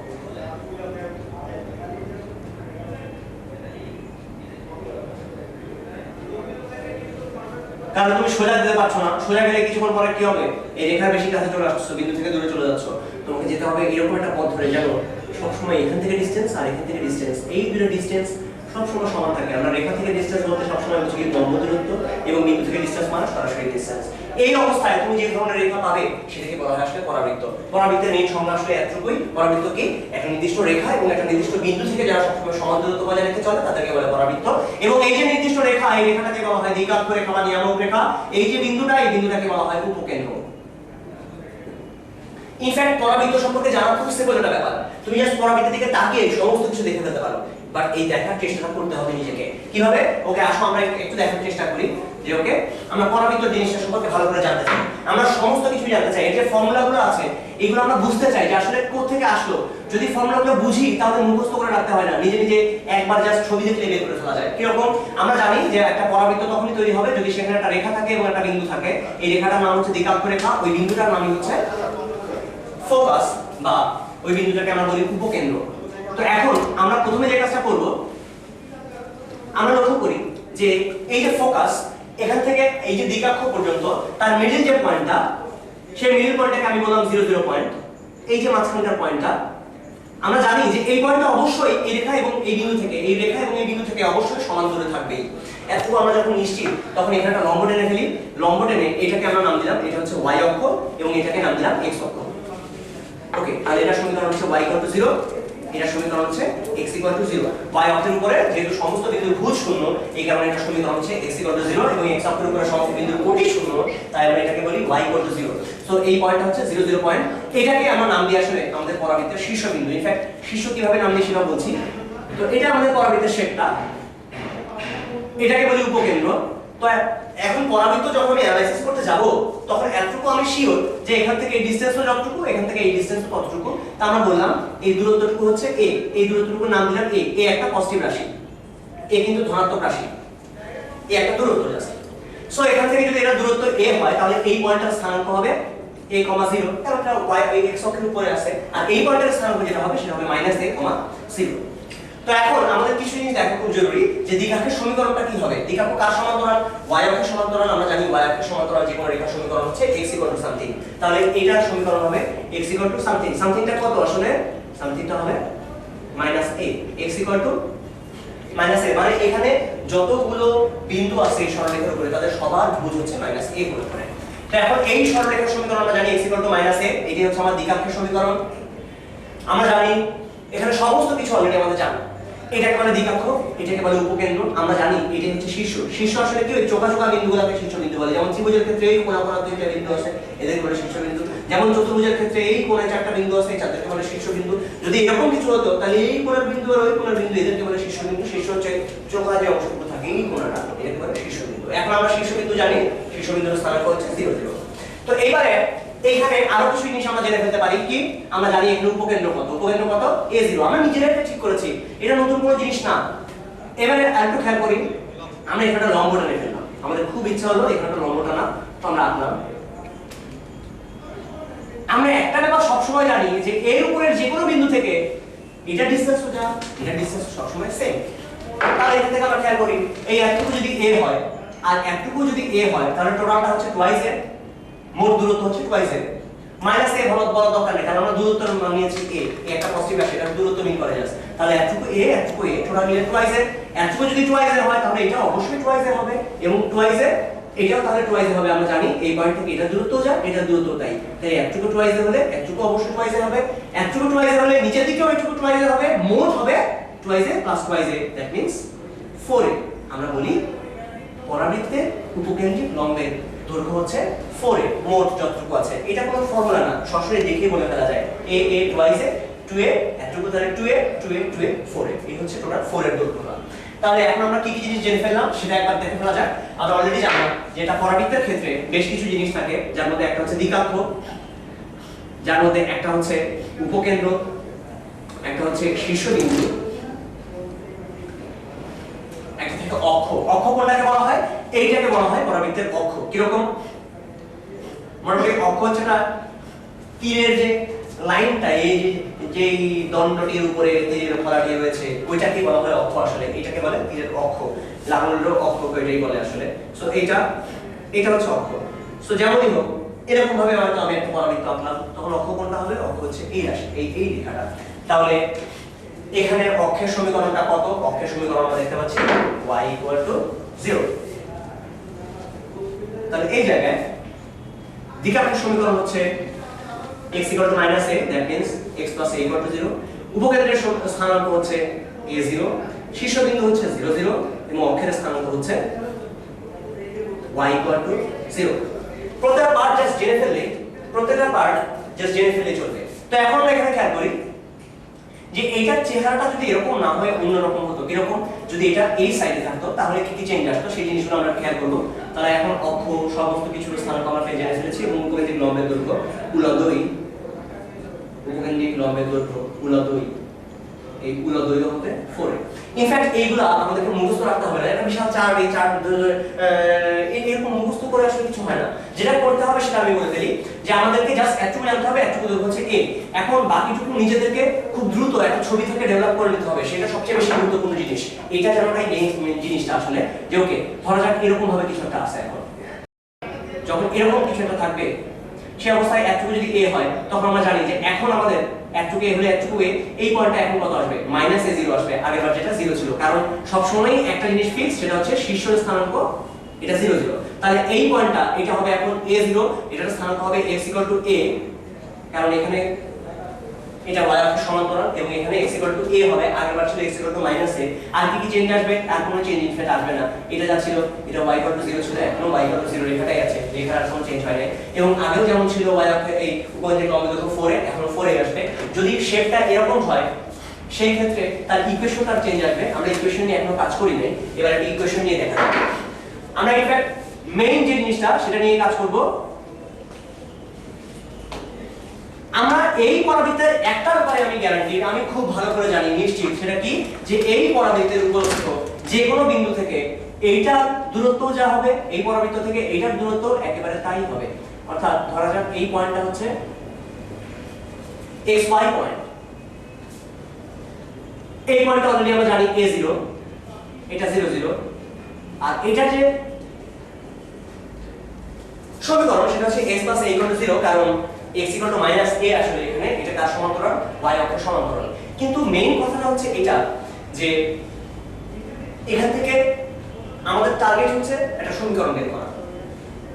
তো সমীকরণ বের করতে গেলে আমরা জানি এটাকে যদি বলি s আর এই পয়েন্টটাকে যদি বলি m, তাহলে অবশ্যই sp আর pm এরা দুজন পরস্পর সমান হবে। তো sp আর pm যদি পরস্পর সমান হয়, superintendent of police to prime minister, যদি এই অবস্থাটা দাঁড়ায় তখন এখান থেকে কি পাওয়া যাচ্ছে? √(x - a ² + y - 0² = modulus of.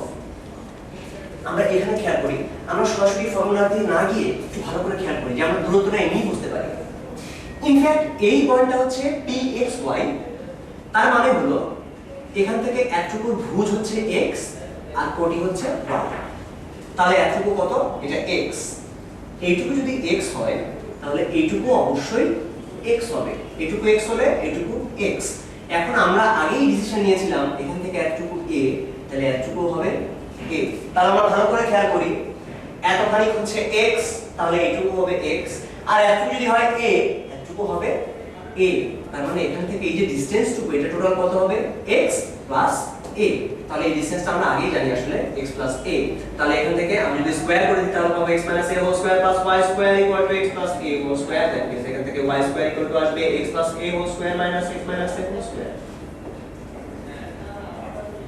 বিয়োগ করলে আমরা পেয়ে যাব 4ax বা y² = 4x। এটাই হচ্ছে এই যে পরাবৃত্তটা না, সেই পরাবৃত্তের চেহারা, অর্থাৎ সেই পরাবৃত্তের আসলে সমীকরণটা।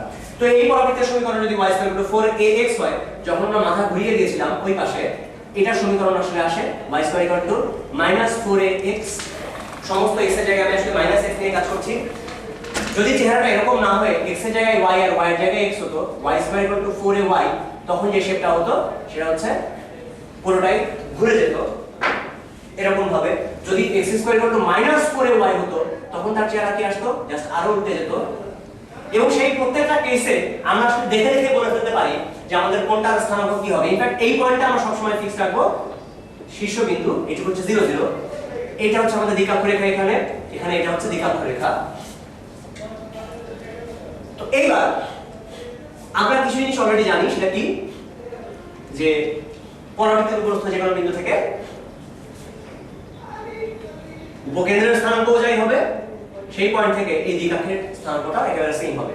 তো এখন আমরা দেখি এর থেকে যদি আমি a ধরে নিই, তাহলে এই পয়েন্টটা কত হবে? এই পয়েন্ট হবে এখন 0a, কারণ y অক্ষের উপর বরাবর সে আছে, সুতরাং তার ভুজ হচ্ছে 0, কোটি হবে a, আর এই পয়েন্টের স্থানাঙ্ক হবে 0, -a, উপরে ছিল 0a, নিচে হবে 0, -a। এবং এখন পর্যন্ত উপকেন্দ্রিক লম্বের যে দৈর্ঘ্য সেটা 4a থাকবে, যা ছিল তাই আছে। এখন আমরা দেখি যে এইখানে এই পয়েন্টটা হবে 0, -a, আর এই পয়েন্টটা হবে 0, a। এইবার দ্বিঘাতের সমীকরণ যেটা, সেটা কার সমান্তরাল? x অক্ষের সমান্তরাল। x অক্ষের সমান্তরাল যে কোনো রেখার ফর্ম হচ্ছে y সামথিং। x অক্ষের সমান্তরাল রেখা সম্পূর্ণ ফর্মটাই হচ্ছে y সামথিং, কারণ সেখানে সব সময় কোটি ধ্রুবক থাকে। এই ব্যাপারটা মাথার মধ্যে রাখা উচিত যে কেন x অক্ষের সমান্তরাল হলে সেখানে y সামথিং এই একটা ফর্ম আসছে। তো এবার আমরা এখানে লক্ষ্য করি যে x অক্ষের সমান্তরাল হলে এটা চেহারাটা হবে y কিছু একটা, সেই কিছু একটাটা কত হবে?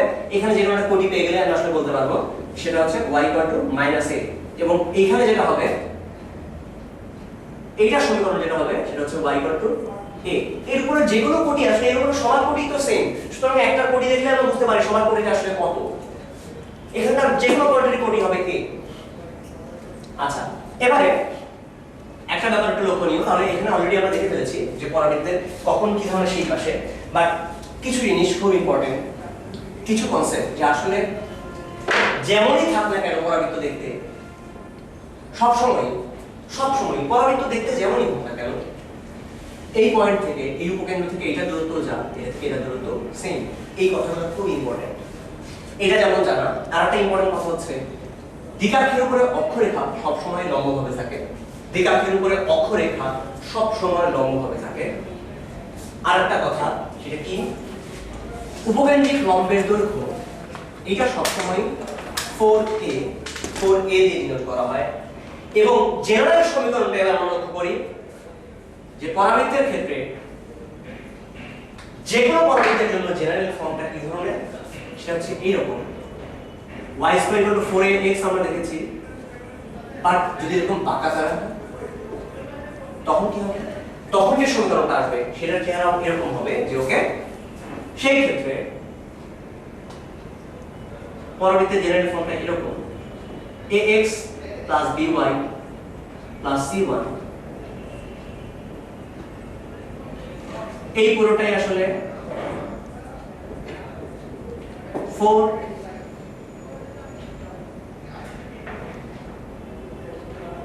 p বলি।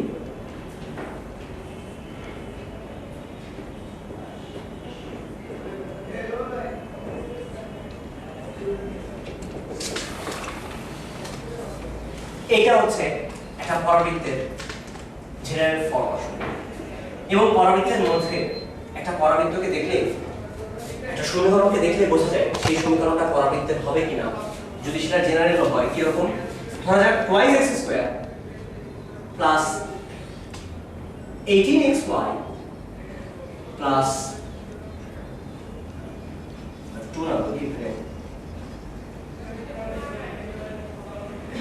4x²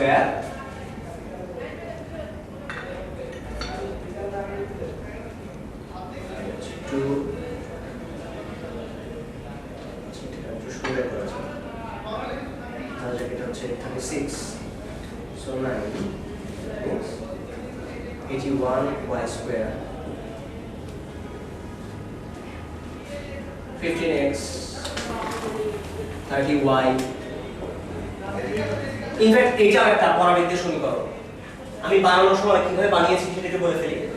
পরাবৃত্তের সমীকরণ হলে সেখানে দ্বিঘাত যে রাশিটুকু থাকবে, দ্বিঘাত যে অংশটুকু, আমরা এগুলো কিন্তু দ্বিঘাত অংশ না, এইটাকে অবশ্যই একটা স্কয়ারের ফর্মে প্রকাশ করা যাবে। পরাবৃত্তের ক্ষেত্রে দ্বিঘাত যে পার্টগুলো থাকবে সেটাকে সবসময় এটা পরাবৃত্তের দ্বিঘাত ফর্মে প্রকাশ করা যায় স্কয়ার হিসেবে। মানে কি? যে এটাকে লেখা যাবে 2x plus 9y whole square। In fact যে কোনো একটা রাশি, এরকম একটা দ্বিঘাত রাশি হয়তো বা দ্বিঘাত সমীকরণ যদি নিই আমরা, ax² plus by² plus 2xy plus 2gx 2fy plus c equal to 0, এই রাশিটা পরাবৃত্তের ইকুয়েশন প্রকাশ করবে তখন যদি h square minus ab equal to 0। এরকম একটা রাশি পরবর্তীতে সমীকরণ প্রকাশ করে তখনই যদি h square minus ab equal to 0 হয়। এটা জেনারেল কেস। আমাদের জেনারেল কেস নিয়ে খুব বেশি কাজ করতে হয় না। ইনফ্যাক্ট বইতে যে অঙ্কগুলো আসে সেগুলোতে এই এত বেশি ঝামেলার জিনিস নিয়ে কাজ করতে হয় না, খুব ইজি জিনিস নিয়ে কাজ করতে হয়। তো এখন আমরা আরো কিছু জিনিস একটু দেখব। যেরকম ধরা যাক আমাদেরকে বললো যে একটা পরাবৃত্তে দুইটা জিনিস মাত্র দেওয়া আছে। কি বলা আছে? উপকেন্দ্র হচ্ছে 0 0 এবং শীর্ষবিন্দু হচ্ছে সাপোজ 3 4। বললো সেই পরাবৃত্তের সমীকরণটা কি হবে? উপকেন্দ্র 0 0 এবং শীর্ষবিন্দু হচ্ছে 3 4। তাহলে তার চেহারাটা আসলে কি রকম দেখতে সেটা আমরা খেয়াল করি। উপকেন্দ্র কোথায়? উপকেন্দ্র হচ্ছে 0 0 এখানে, আর শীর্ষ হচ্ছে এখানে। আমরা খেয়াল করি, খুব ভালো করে এখানে খেয়াল করতে হবে। তার ছবিটা আঁকাটা এটা অনেক গুরুত্বপূর্ণ জিনিস। ছবিটা কেমন হবে? যেহেতু এটা উপকেন্দ্র আর এটা হচ্ছে শীর্ষ, তাহলে তার ছবিটা আসলে কিরকম হবে? আমরা জানি এই যে বাঁকা অংশটা তার ভেতরেই আসলে তার অন্তরের মধ্যে উপকেন্দ্রটা বাস করে। সুতরাং আমি যদি ছবিটাকে শীর্ষকে এখানে ধরে যদি আমি এইভাবে আঁকি তাহলে কিন্তু হবে না, এবং শীর্ষ আর উপকেন্দ্রকে জয়েন করলেই আসলে অক্ষরেখাটা পাওয়া যায়। এই ব্যাপারগুলো ইম্পর্টেন্ট। তাহলে অলরেডি আমরা দেখলাম এটা হচ্ছে 0 0, এই পয়েন্টটা শীর্ষ 3 4। এবার যদি বলে যে এই পরাবৃত্তটার সমীকরণ কি হবে, সমীকরণ পেতে গেলে, পরাবৃত্তের সমীকরণ পেতে গেলে লাগে শুধুমাত্র একটা রেখা, যেটাকে আমরা বলি দ্বিঘাক্ষ রেখা, এবং লাগে একটা উপকেন্দ্র। একটা উপকেন্দ্র এবং একটা দ্বিঘাক্ষ রেখা, এই দুটো জিনিস থাকলে আমরা একটা পরাবৃত্ত আসলে এঁকে ফেলতে পারি। তো এখন একটু খেয়াল করি আমরা যে এই জায়গায় অলরেডি আমাদের কাছে আছে উপকেন্দ্র, কিন্তু আমাদের কাছে দ্বিঘাক্ষ রেখাটা নাই। সো আমরা যেটা করতে পারি, এর উপর একটা লম্ব রেখা ধরে নিই। এবারে কি কি তথ্য আমরা জানি? আমরা জানি এর উপরে যে কোনো পয়েন্ট থেকে এটা দূরত্ব যা, এটার দূরত্ব কিন্তু সেম। তার মানে কি? তার মানে হচ্ছে এটাকে আমি যদি নাম দেই AB, তাহলে AB এবং 0 0 এদের মধ্যবিন্দুই হবে আসলে 3 4। AB এবং 0 0 এদের মধ্যবিন্দুটাই হচ্ছে 3 4। এখান থেকে আমরা পেয়ে যাব A আর B এর মান হবে 6, 8, 0 আর 6, 6 করে 6 বাই 2 হবে 3, এবং এটা হচ্ছে 4। তাহলে আমরা পেয়ে গেলাম এই যে পয়েন্টটা, এটা হচ্ছে 6 8। যাদের বুঝতে অসুবিধা হচ্ছে আমরা সরাসরি এভাবে করে নিতে পারি। এটা 3 b plus 0/2, এটা হচ্ছে 4। আর দ্রুত চিন্তা করতে গেলে এভাবে বলা যায় যা ঘটেছে আবার ঘটাও। 0 থেকে 3 হওয়া মানে 3 বেড়েছে, আরো 3 বাড়াও, তাহলে এখানে আসবে 6। 0 থেকে 4 হওয়া মানে 4 বেড়েছে, আরো 4 বাড়াও, এটা হবে 8। তো এখন আমরা এই পয়েন্টটা জেনে গেছি। এবারে যেটা করব সেটা হচ্ছে আমরা অক্ষরেখার সমীকরণ বের করব। কেন অক্ষরেখার সমীকরণ বের করব? কারণ আমরা জানি দ্বিঘাক্ষ হচ্ছে অক্ষের উপরে লম্ব। যদি অক্ষ জানি, তারপর লম্বরেখার সমীকরণ ধরে 6 8 দিয়ে পাস করে দিলেই আমরা দ্বিঘাক্ষের সমীকরণ পেয়ে যাব। তাহলে অক্ষরেখার সমীকরণটাকে বের করে ফেলি। y y1 by y1 y2 equal to x x1 by x1 x2। এখান থেকে যেটা আসবে সেটা হচ্ছে 4x twice y equal to 0। এটা হচ্ছে এই অক্ষরেখার সমীকরণ।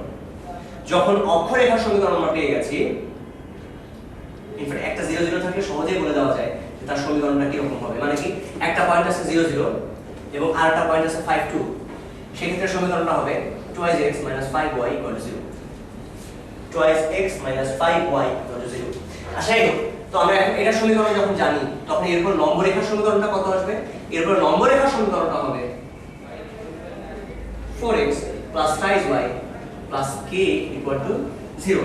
এখান থেকে এখন 6 আর 8 দিয়ে যদি আমি পাস করিয়ে দিই, তাহলে 4 6 24, বা k এর যে ভ্যালুটা পাওয়া যাবে সেটা হবে -48। সো এই রেখাটার সমীকরণ হবে 4x twice y -48 0।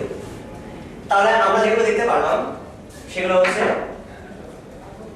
এটা 0 0, এটা 3 4, এটা 6 8, এটা বের করে নিলাম। বের করার পরে এটা সমীকরণ পেয়ে গেছি। এখন আমাদের সামনে উপকেন্দ্র আছে এবং শীর্ষবিন্দুর একটা দ্বিঘাক্ষ রেখাও আছে। তাহলে আমরা এর উপরে একটা লম্ব রেখা সহ এর উপরে একটা যে কোনো পয়েন্ট p x y ধরে নিই। আমরা জানি sp pm, এটাকে s আর এটাকে আমি যদি m নাম দেই তাহলে sp pm।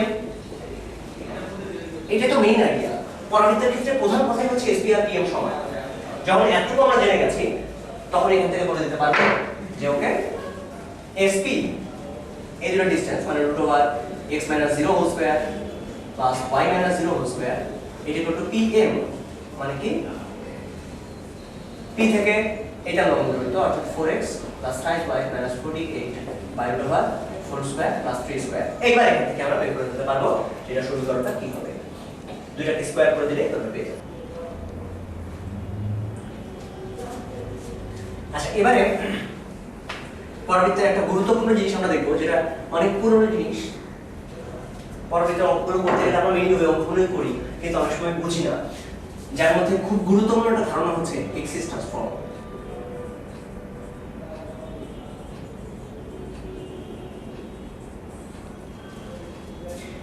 আমরা জিনিসটাকে কোনো ফর্মুলাইজ না করে বরং একটু বোঝার চেষ্টা করি। একটু খেয়াল করি যে একটা সমীকরণ হয়তো আছে এরকম x² + y² = 5 স্কয়ার মানে 25। সেই বৃত্তটা আসলে কি রকম? তার কেন্দ্র কত? x - 0 হোল স্কয়ার, তার মানে কেন্দ্র হবে 0 0 তে, x - 0 whole square y - 0 whole square. কেন্দ্র হচ্ছে 0 0 তে এবং ব্যাসার্ধ হচ্ছে 5। এরকম একটা বৃত্ত আছে। আমি এখন যেটা করতে চাই, আমি এই সমীকরণটার উপরে কিছু অত্যাচার করব এবং আমি দেখতে চাই যে সমীকরণের উপর অত্যাচার করলে তার ছবির উপরে চেহারাটা কেমন আসে। দেখা যাক, আমরা ধরা যাক ফার্স্টে যেটা করলাম x - 3 whole square plus y² = 5 square দিলাম। এইবার তার ছবিটা কি হয় সেটা খেয়াল করি। এখন তার কেন্দ্র এখানে হবে, আমরা দেখতে পাচ্ছি কেন্দ্র হবে 30 তে এবং ব্যাসার্ধ সেম আছে। তার মানে আসলে ব্যাপারটা কি হলো? আগে বৃত্তটা ছিল এরকম একটা জায়গায়, পুরো বৃত্তটা ধরে যেন ডান দিকে সরে গেল। কত ঘর সরে গেছে? 3 ঘর সরে গেছে ডান দিকে। 0 0 পয়েন্টে ছিল 3 0 তে চলে গেল। তার মানে x এর জায়গায় যদি x - 3 বসানো যায় তাহলে সমীকরণের পুরো ছবির উপরে কি ইফেক্ট করে? ডান দিকে পুরো ছবিটা 3 ঘর সরে যায়। এখন y এর জায়গায় যদি আমি y - 2 বসাই তাহলে এখন কি আসবে? এখন কেন্দ্রটা কোন জায়গায় হবে? আর কিছু চেঞ্জ করি নাই, y এর জায়গায় y - 3, ফলে এখন যেটা হবে কেন্দ্র চলে আসবে 3 2 পয়েন্টে। ফলে এখন কি হলো? 3 0 তে ছিল সেটা 2 ঘর উপরে উঠে গেল। তার মানে y এর জায়গায় যদি y - 2 বসানো যায় তাহলে পুরো ছবিতে কি চেঞ্জ হয়? 2 ঘর উপরে উঠে যায়। তাহলে আমরা এখন উল্টো প্রশ্নটা করি, যদি x এর জায়গায় x + 3 বসাতাম তাহলে কি হতো? বাম দিকে 3 ঘর সরে আসতো। y এর জায়গায় যদি y + 2 বসানো যেত তাহলে কি হতো? ডান দিকে 2 ঘর, উপরের দিকে তো -2 বসালে উপরের দিকে সরে, +2 বসালে নিচের দিকে 2 ঘর সরে যেত। এইটাই হচ্ছে সিম্পল আইডিয়া। যখন এই আইডিয়াটুকু আমাদের কাছে আসে তখন আমরা আসলে অনেক কিছু করতে পারি। কি রকম? ধরা যাক একটা পরাবৃত্ত আছে অলরেডি, আমরা জানি যে সেই পরাবৃত্তটার চেহারাটা এরকম, y² = 8x। সেই পরাবৃত্তের ক্ষেত্রে আমরা এটাকে এইভাবে মিলাতে পারি 4 * 2 * x। তাহলে এই পরাবৃত্তটার ছবিটা কি রকম হবে আসলে? 4 * 2 * x, তার মানে এই যে পরাবৃত্তটা তার ছবিটা আসলে কি রকম হবে? তার ছবিটা হবে x যেহেতু অক্ষ আছে সুতরাং এরকম একটা শেপ এবং এরকম একটা চেহারা হবে, যেখানে এই পয়েন্টটাকে আমি বলবো 0 0, এই পয়েন্টটা হবে 2 0। কেন 2 0? কারণ এখানে a হচ্ছে 2 আর এই পয়েন্টটা হবে -2 0। যখন এতটুকু আমরা জানি তখন আমরা এটাও জানি যে এইটুকু হচ্ছে y = 0, এটা x অক্ষ, এবং এটা হচ্ছে x = -2, এটি হচ্ছে দিকাক্ষরেখা। এটা হচ্ছে y² = 4 * 2 * x, এটার ছবি। এখন যদি চেহারাটা এরকম না হয়ে y - 3 হোল স্কয়ার = 4 * 2 * x - 5 হয়, এবারে আমরা চেঞ্জটা দেখতে চাই। কি কি চেঞ্জ হবে? x এর জায়গায় x - 5 হবে মানে পুরো ছবিটা সরে যাবে। কোন দিকে সরে যাবে? ডান দিকে সরে যাবে। কত ঘর? 5 ঘর। এবং y এর জায়গায় y - 3 হবে মানে উপরের দিকে উঠে যাবে 3 ঘর। তাহলে ছবিটা এখন কোথায় যাচ্ছে সেটা আমরা খুব ভালো করে খেয়াল করি। এখন ছবিটা যেখানে যাবে সেটা হচ্ছে ডান দিকে যাবে 5 ঘর, উপরে যাবে 3 ঘর। তার মানে যেটা 0 0 পয়েন্টে ছিল পুরো ছবিটা ধরেই এই ছবিটা ধরে ডান দিকে 5 ঘর, উপরে 3 ঘর, এরকম একটা আকার জায়গায় চলে যাবে। যেটা 0 0 পয়েন্টে ছিল সেটা এখন চলে যাবে 5 3 পয়েন্টে, তাই না? কারণ কি ডান দিকে 5 ঘর সরে গেছে, 0 0 টা ডান দিকে 5 ঘর সরলো, উপরে 3 ঘর সরলো, তাহলে সে যাবে 5 3 তে। যে ছিল 2 0 তে সে কোথায় যাবে? ডান দিকে 5 ঘর সরলে সে যাবে 7 0 তে, উপরে 3 ঘর উঠলে 7 3 তে। যে এখানে ছিল -2 0 তে সে যদি ডান দিকে 5 ঘর সরে তাহলে সে যাবে 3 0 তে। কারণ -2 থেকে ডান দিকে 5 ঘর সরানো মানে সে যাবে 30 তে, আর উপরে যদি আরো 3 ঘর ওঠে তাহলে সে পৌঁছাবে 33 তে। সমস্ত পয়েন্টগুলো আমরা এখন বোঝার চেষ্টা করছি, খালি ডান দিকে 5 ঘর, উপরের দিকে 3 ঘর। আচ্ছা, যে ইকুয়েশন ছিল y = 0, সে উপর দিকে কত ঘর উঠে গেছে? 3 ঘর উঠে গেছে, তার মানে এটা হচ্ছে এখন y = 3। আর এই যে ইকুয়েশনটা, সেটা আগে ছিল y = -2, সরি x = -2, সে এখন কি হবে? x = 3, কারণ -2 থেকে আরো 5 ঘর সরে গেছে। এখন তাহলে এই হচ্ছে পুরোটার অবস্থা। তাহলে এখন আমি যদি বলি যে এইটার কেন্দ্র কত, শীর্ষবিন্দু কত, সবকিছু আমরা জানি। এর কেন্দ্র হচ্ছে, কেন্দ্র ঠিক না তো, এটাকে বলে শীর্ষবিন্দু। শীর্ষ হচ্ছে 5, 3। আমরা জানি তার উপকেন্দ্র হচ্ছে 7, 3। আমরা জানি তার দ্বিঘাতের সমীকরণ হচ্ছে x = 3। অর্থাৎ প্রত্যেকটা জিনিস আমরা এখন নিজের থেকে ফিল করে জানি, যে আমাদেরকে কোনো ফর্মুলা শিখতে হচ্ছে না যে হ্যাঁ ধরি এটা = x, এটা = y, এরকম ধরে ধরে বের করা আছে। আমরা এখানে দেখতে পাচ্ছি যে আসলে কি জিনিসটা হচ্ছে। এটা অনেক বেশি ক্লিয়ার সেন্সিং, এই সেন্সটুকু থাকতে হবে আসলে। আচ্ছা, এটা যখন আমরা জানি, ওকে, আর পরবর্তীতে তেমন কিছু আমরা জানতে চাই না। আমরা এখন চলে যাব উপবৃত্তের মধ্যে। ইনফ্যাক্ট বইয়ের ভর্তি পরীক্ষার জন্য অধিবৃত্তের চ্যাপ্টারটা খুবই কম গুরুত্বপূর্ণ, অধিবৃত্ত থেকে অঙ্ক আসেনি বললেই চলে। সো গুরুত্বের কথা চিন্তা করলে আসলে সবচেয়ে বেশি গুরুত্বপূর্ণ এই উপবৃত্ত এবং এই উপবৃত্ত এবং বৃত্ত, এরা দুজন বেশি গুরুত্বপূর্ণ, উপবৃত্ত, পরাবৃত্ত, বৃত্ত। আচ্ছা, এখন আমরা উপবৃত্ত নিয়ে চিন্তা করি। উপবৃত্ত নিয়ে যখন আমরা চিন্তা করছি, ইনফ্যাক্ট তখন কয়েকটা মাত্র ডিসটেন্স আমাদেরকে ভালো করে মনে রাখতে হবে, এটাই খুব বেশি ইম্পর্টেন্ট, জাস্ট কয়েকটা ডিসটেন্স। তো সেটার জন্য আমরা খেয়াল করি উপবৃত্ত আসলে কি জিনিস। আমরা একটু আগে দেখছিলাম পরাবৃত্তের ক্ষেত্রে জিনিসটা ছিল এরকম, যে যদি আমাদের কাছে একটা রেখা থাকে, একটা নির্দিষ্ট পয়েন্ট থাকে, তাহলে আমরা যে কোনো পয়েন্ট থেকে বলতে পারি SP আর PM এরা পরস্পর সমান। পরাবৃত্তের ক্ষেত্রে তখন SP বাই PM এদের যে অনুপাতটা, এটা ছিল তখন 1 আসলে, কারণ এটার ভ্যালু হচ্ছে E, উৎকেন্দ্রিকতা E দিয়ে প্রকাশ করা হয়, সো এটার ভ্যালু হবে 1। বাট উপবৃত্তের ক্ষেত্রে উৎকেন্দ্রিকতাটা 1 আর হয় না, মানে কি উপবৃত্তের ক্ষেত্রে উৎকেন্দ্রিকতাটা সবসময় 1 এর চেয়ে ছোট হয়, কারণ সেখানে SP PM থেকে সবসময় ছোট হয়, আর সবসময় সেম রেশিও মেইনটেইন করে চলে। তো যদি উৎকেন্দ্রিকতা 1 থেকে ছোট হয়, তখন কে বেশি কাছাকাছি আসছে? SP টা ছোট হয়ে যাচ্ছে, তার মানে P টা S এর বেশি কাছাকাছি চলে আসছে। এই অবস্থায় আমরা যে কোনো পয়েন্টে চিন্তা করলে দেখতে পারবো, এই পয়েন্ট থেকে রেখাটা যত দূরে, রেখার চেয়ে বিন্দু কাছে, রেখার চেয়ে বিন্দু কাছে, কোন বিন্দু? এই বিন্দু, আর এটা হচ্ছে রেখা। এরকম আরেকটা পয়েন্ট আমি পাবো যেখান থেকে রেখার চেয়ে রেখা এত দূরে, বিন্দু এত কাছে, বাট অনুপাতটা সেম আছে। এরকম একটা জায়গায় পাবো রেখার থেকে বিন্দু কাছে, এবং খুব ভালো করে লক্ষ্য করলে আমরা দেখতে পারবো যে এই সরলরেখার উপরে আরো একটা পয়েন্ট পাওয়া যাবে। এখানে কিন্তু একটা আমরা পয়েন্ট পেয়েছিলাম, যে পয়েন্ট থেকে রেখার চেয়ে বিন্দু কাছে, রেখাটা এত দূরে, বিন্দু এখানে। এর উপরেই আরেকটা পয়েন্ট পাওয়া যাবে যেখান থেকে রেখার চেয়ে বিন্দু কাছে, কারণ এখান থেকে রেখা এত দূরে আর বিন্দুটা হচ্ছে এখানে। অর্থাৎ আরো একটা পয়েন্ট আমরা পাচ্ছি, যেই পয়েন্ট থেকে এই বিন্দু যত দূরে, রেখাটা তার চেয়ে বেশি দূরে। সুতরাং এই যে কাজটা, সেই কাজটা আসলে ঘুরে আসবে, যেহেতু একই রেখার উপরে দুইটা পাওয়া যাচ্ছে। সুতরাং এইটার জন্য যা হবে, ইনফ্যাক্ট নিচের দিকে একদম সেম হওয়াটাই স্বাভাবিক। এই পয়েন্টটা যেরকম আর এই পয়েন্টটা, তার মধ্যে আসলে কোনো বেসিক্যালি পার্থক্য নেই। এই পয়েন্ট আর এই পয়েন্ট এরা দেখতে একই রকম, এমন করে পুরোটা ঘুরে এইভাবে ফিরে আসবে। তাহলে এখন আমাদের শেপটা যেমন দাঁড়াচ্ছে, যদি SP PM থেকে ছোট হয়, সেটা হচ্ছে উপবৃত্তাকার শেপ। তো এখন উপবৃত্তাকার যে শেপটা আমরা খেয়াল করি, যখন এরপরে জিনিস দেখেছি, আমরা কিন্তু শুরু করেছিলাম একটা মাত্র রেখা এবং একটা মাত্র বিন্দু দিয়ে, কিন্তু আমরা পুরো জিনিসটা পেয়েছি গোল আকৃতির, গোল না ঠিক এরকম করে লুপ আকৃতির। এইবার খুব গুরুত্বপূর্ণ বিষয় হচ্ছে, তার মানে আমরা যদি এদিকে আরো একটা সরলরেখা চিন্তা করতাম এবং আরো একটা বিন্দু নিয়ে চিন্তা করতাম, তাহলেও একই ধরনের ইকুয়েশন আমরা পেতাম। আবার বলছি আমি যে এইখানে একটা সরলরেখা এবং এখানে একটা বিন্দুর জন্য আমরা যেরকম জিনিস পেয়েছি, ডান দিকেও একটা সরলরেখা এবং একটা বিন্দুর জন্য একই উপবৃত্ত আমরা পাবো। অর্থাৎ এখন যদি কেউ শুধুমাত্র উপবৃত্তের দিকে তাকায়, সে আসলে বুঝবে না সে কোন জোড়া থেকে এসেছে, এই সরলরেখা এবং এই বিন্দু থেকে, নাকি এই সরলরেখা এবং এই বিন্দু থেকে। এই সরলরেখা এবং এই বিন্দু শুধুমাত্র এরা দুজন মিলেই স্বাধীনভাবে পুরো জিনিসটা তৈরি করে ফেলতে পারে। আবার এই সরলরেখা এবং এই বিন্দু এরা দুজন মিলেও একই উপবৃত্ত তৈরি করে দিতে পারে। তখন আমি যদি শুধুমাত্র উপবৃত্তকে প্রশ্ন করি যে বাবা উপবৃত্ত তুমি কাদের কাছ থেকে এসেছো, তখন উপবৃত্ত কিছুই বলতে পারবে না। এই কারণে আমরা বলি যে উপবৃত্তের উৎকেন্দ্রিকতা উপবৃত্তের দ্বিঘাত আছে দুইটা এবং উপকেন্দ্রও আছে দুইটা, কিন্তু মাথার মধ্যে রাখতে হবে যে কোনটা কার সাথে, এর সাথে এটা এবং এর সাথে এইটা, এরা দুজন একসাথে, এরা দুজন একসাথে। এই রেখার সাথে যদি আমি এই বিন্দুটাকে নেই, তাহলে আমি কখনোই এরকম একটা উপবৃত্ত পাবো না, এটা মাথার মধ্যে রাখতে হবে। এবারে আসছি আমরা তাহলে যে এই উপবৃত্তটা যখন আমরা জেনেছি আমরা দেখতে পেয়েছি যে একটা মাত্র সেটের জন্য পুরো জিনিসটা ঠিক হয়। তো একটা সেটের জন্যই পুরোটাই পাওয়া যায়। তাহলে এখন আমরা জাস্ট এই সেটটা নিয়ে কাজ করি।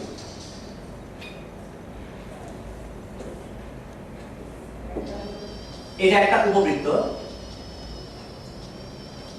এই যে উপবৃত্তটা, উপবৃত্তের ক্ষেত্রে আমরা 0 0 পয়েন্ট ধরে নিচ্ছি, একদম মিডল পয়েন্টটাকে।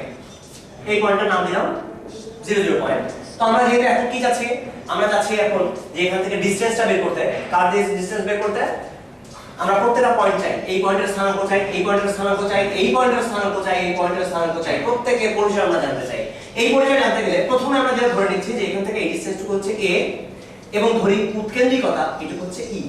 আমাদের কাছে এখন হাতে মাত্র দুইটা জিনিস আছে, একটা হচ্ছে a আর একটা e। a কোটুকু এখান থেকে এই পর্যন্ত a, আর একটুকু হচ্ছে আর e এর পরিচয় এখানে দেখানো যাচ্ছে না আসলে। তো এবার খেয়াল করি আমরা যে এই পয়েন্টের নাম দিলাম o, এই পয়েন্টের নাম দিলাম s, এই পয়েন্টের নাম দিলাম b সাপোজ, আর এই পয়েন্টটা যেটা এটাকে নাম দিলাম a। তো একটা জিনিস অলরেডি আমরা জানি OA এটা হচ্ছে ছোট হাতের a। এখন আমার টার্গেট হচ্ছে OS সমান কত এবং OB সমান কত, জাস্ট এই দুইটা জিনিস বের করা হচ্ছে এই মুহূর্তে আমার টার্গেট। এই মুহূর্তে আমার জীবনের একমাত্র উদ্দেশ্য মাত্র দুইটা দূরত্ব বের করা, OS কত এবং OB কত। এই দুটো জানতে পারলেই আমরা অনেক কিছু আসলে জানতে পারবো। তো এটা জানতে গেলে আমরা এই সাইডে এই পয়েন্টগুলোকেও নিয়ে আসি, কারণ তারা আমাদেরকে অনেক হেল্প করবে। তো এইটুকু জানতে গেলে আগে আমরা দেখি যে এই A পয়েন্টটা যেহেতু পুরো উপবৃত্তের উপরে অবস্থিত, সুতরাং A পয়েন্ট থেকে এটার যে ডিসটেন্স এবং A পয়েন্ট থেকে এটার ডিসটেন্স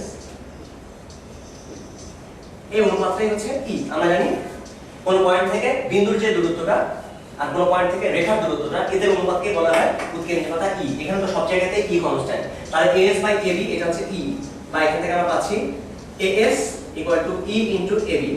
এবার এই পয়েন্টটা সেটাও তো এই বৃত্তের উপরে, এই উপবৃত্তের উপরে অবস্থিত, তাহলে আমি AS এর সাথে যদি এদেরকে চিন্তা করি তাহলে পাবো A' equal to E into A' B। A' এর জন্য আমরা পুরোটার জন্য চিন্তা করছি। তো এখন এইখান থেকে খেয়াল করি যে A' এটা মানে আসলে A' plus AS equal to A into A' minus AS। Just এখান থেকে আমরা লক্ষ্য করলে দেখতে পারবো এগুলো আসে।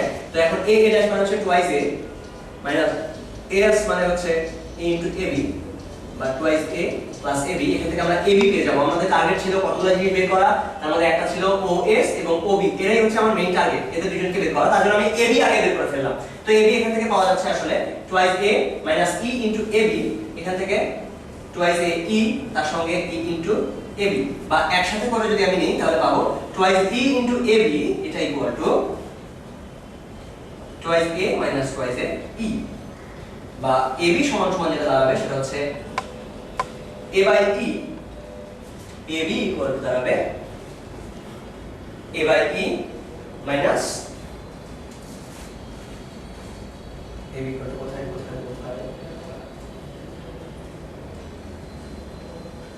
A by E minus এখানে হচ্ছে A। তাহলে এতটুকু আমরা পেয়ে গেলাম, এটা হচ্ছে AB এর মান। AB যখন পেয়ে গেছি তখন AS ও আমরা জানি, AS হচ্ছে E দিয়ে গুণ করে দিতে হবে পুরোটাকে, A minus A। তো AS যখন আমি জানি তাহলে এখন কাজ করা যাক, আমরা OA এখন আমি বলে দিতে পারবো OS কত। OS হচ্ছে OA minus AS, OA মানে হচ্ছে A minus A minus AE, that means এটা হচ্ছে E, এবং পুরোটা OB যেটা সেটা হচ্ছে OA plus AB, that means OA মানে হলো A, তার সঙ্গে AB মানে হচ্ছে A by E minus A, তার মানে এটা হচ্ছে A by E। আমরা যে মেইন দূরত্বটুকু পেলাম সেটা খেয়াল করি, OS হচ্ছে এই, এতক্ষণ পর্যন্ত যারা নজর দিতে পারিনি তারাও খেয়াল করি যে আমার আসলে তিনটা দূরত্ব মেইনলি জানা দরকার। এখানে পুরো উপবৃত্ত সম্পর্কে জানতে গেলে মেইনলি তিনটা দূরত্ব খুব ভালো মতো জানতে হবে। সেই তিনটা দূরত্ব কি কি? একটা হচ্ছে OS, OA এবং OB, এই তিনটা দূরত্ব। OS হচ্ছে এই, এটা বেশ ছন্দময়, এর সাথে E প্রথমে গুণ আকারে আছে, এরপরে A OA, দ্যাট মিন্স এটা হচ্ছে শুধুমাত্র A, আর তারপরটা হচ্ছে A by E, অর্থাৎ প্রথমে A ছিল তাকে E দিয়ে ভাগ করলে A, তাকে E দিয়ে ভাগ করলে A by E, এই তিনটা ডিসটেন্স আসলে পাওয়া যাবে। এখান থেকে দেখলে আসলে বোঝা যায় যে OS এবং OB এর গুণফল এটা OA স্কয়ার এর গুণফলের সমান হবে। আচ্ছা থাক, এবারে এই জায়গা থেকে আমরা যখন এই তিনটা জিনিস জেনেছি তাহলে আমরা আসলে জানি সবকিছুই। এরকম আমরা যদি বলি উপকেন্দ্রের স্থানাঙ্ক কত, তখন আমি জানি s এর স্থানাঙ্ক হচ্ছে ae, 0, কারণ এখান থেকে এই ডিসটেন্স তো এই, সুতরাং এইটার স্থানাঙ্ক হবে -ae, 0। এখন যদি বলে দুইটা উপকেন্দ্রের মধ্যবর্তী দূরত্ব কত, আমি জানি একটুকু এই একটুকু এই, মোট হবে 2a। আমি যদি বলি যে এই দুটোর ডিসটেন্স কত, তখন আমি জানি যে a এদিকে a এদিকে a, তার মানে মোট হচ্ছে 2a। যদি বলি যে দুইটা দ্বিকাক্ষের মধ্যবর্তী দূরত্ব কত, এইদিকে a/e ওইদিকে a/e, মোট হচ্ছে 2a/e। সো এই ডিসটেন্স গুলো মনে রাখাটাই বেশি গুরুত্বপূর্ণ। তাহলে আমরা এটা আমি বলে দিতে পারবো যে এটা কত হবে, সমীকরণটা কি হবে। সমীকরণটা কি হবে, এটা কার সমান্তরাল, x অক্ষের y অক্ষের সমান্তরাল, তার মানে x এটা আসবে -a/e, আর ডান দিকে যেটা আসবে সেটা আসবে x +a/e। প্রত্যেকটা জিনিস এখন আমরা ভালোমতো করে জানি।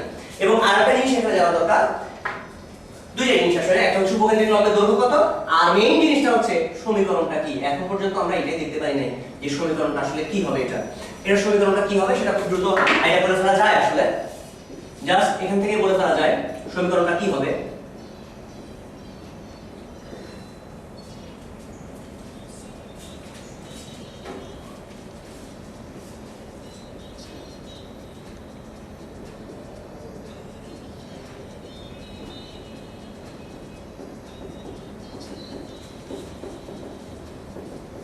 প্রত্যেকটা পয়েন্ট এখন আমরা জানি।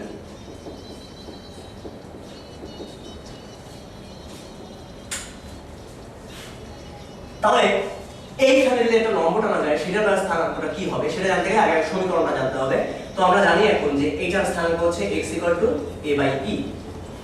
তো এর উপরে যে কোনো একটা পয়েন্ট যদি আমি pxy চিন্তা করি, তার থেকে এটার দূরত্ব আর এটার দূরত্ব নিয়ে চিন্তা করলাম, একটুকু হচ্ছে x একটুকু m, আর আমরা জানি sp/pm এটার মানে হচ্ছে e, অতএব sp e *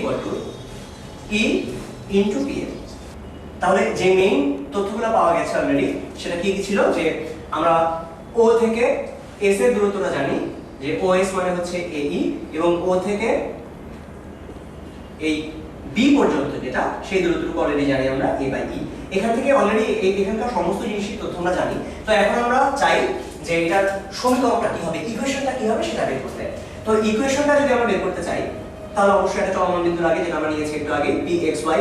তাহলে আমরা এখন ফর্মুলা জানি যে sp/pm এটাই হচ্ছে e, বা sp = epm।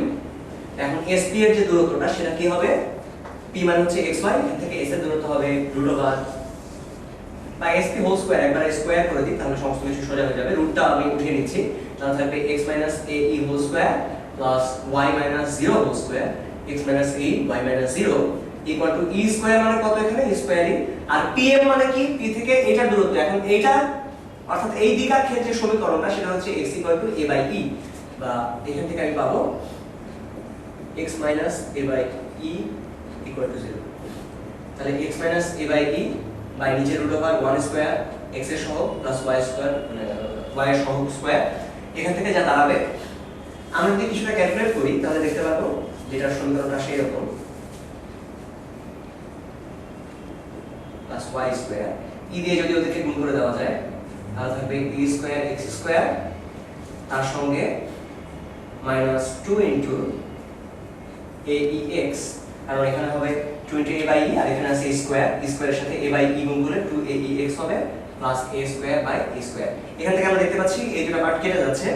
তো যদি x স্কয়ারের সহগগুলোর দিকে আমরা তাকাই, এখানে x স্কয়ার আর ওই পাশে e স্কয়ার x স্কয়ার, এই পাশে যদি নিয়ে আসি তাহলে থাকবে x square * 1 - e square plus এখানে y স্কয়ার, ওই পাশে যদি আমি আচ্ছা এখানে a square by e square, তার সঙ্গে e স্কয়ার গুণ হয়ে এখানে শুধু a স্কয়ার থাকে আসলে। তো a স্কয়ার যদি ডান পাশে আমি কমন নিই তাহলে এই পাশে a স্কয়ার, এই পাশে a square e square, so 1 - e square এটা থাকে ডান দিকে।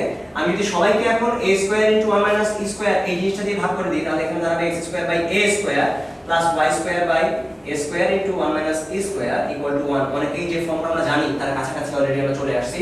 এখন জাস্ট আমরা লক্ষ্য করব যে এই যে a স্কয়ার * 1 - e স্কয়ার, এই পার্টটাকে আমি যদি কোনো ভাবে বলে ফেলতে পারি যে এই এতটুকু হচ্ছে b স্কয়ার, তাহলে আমাদের ইকুয়েশনটা কি দাঁড়াচ্ছে, x square by a square plus y square by b square = 1। In fact আসলে এই পার্টটাকে b স্কয়ার ধরে নেওয়া হয়েছে, a স্কয়ার * 1 - e স্কয়ার, এই অংশটাকে b স্কয়ার ধরে নেওয়া হয়েছে।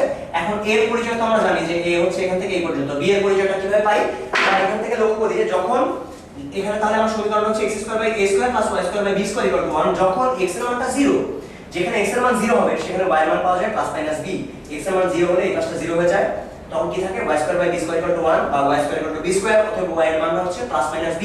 তার মানে হচ্ছে এই জায়গায় থাকতে পারে 0 প্লাস b এবং 0 মাইনাস b, অর্থাৎ এই এতটুকুর ভ্যালু হচ্ছে b।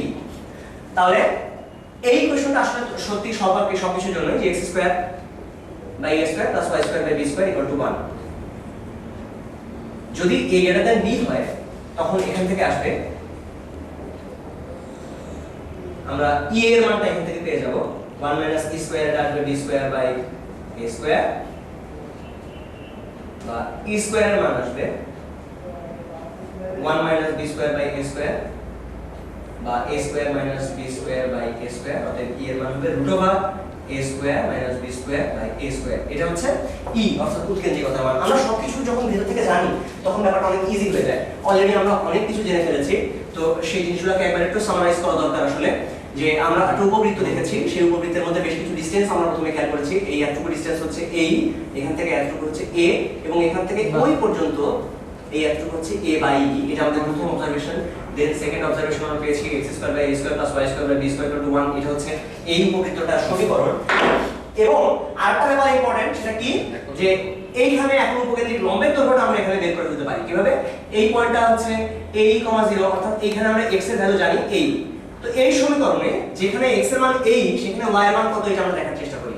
যেখানে x এর মান a, সেখানে এখানে থাকবে a square e square by a square plus y square by b square 1।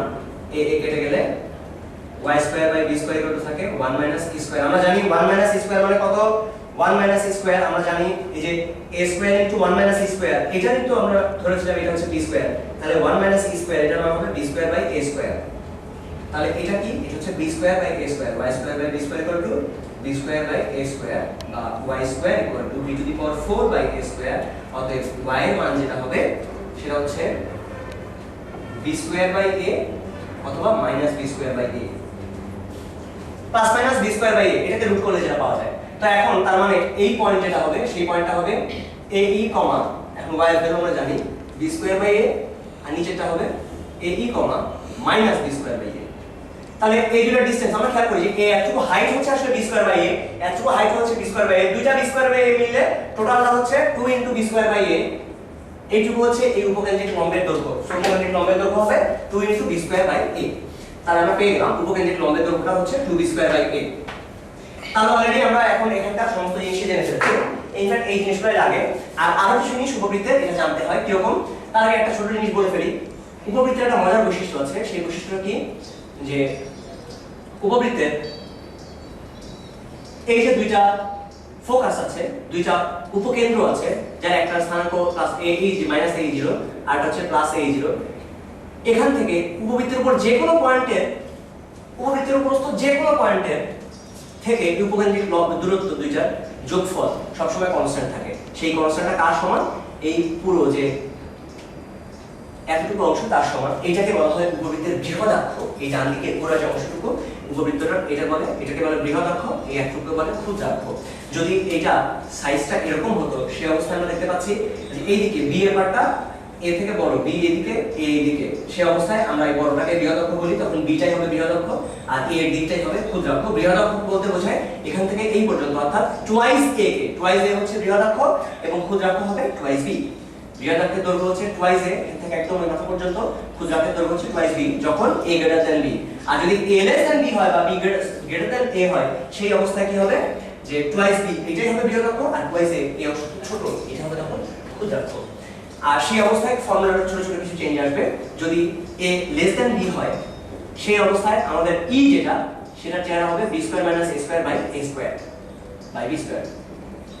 আর যদি a গ্রেটার দ্যান b হয় তখন e এর মান আসবে a square minus b square by a square.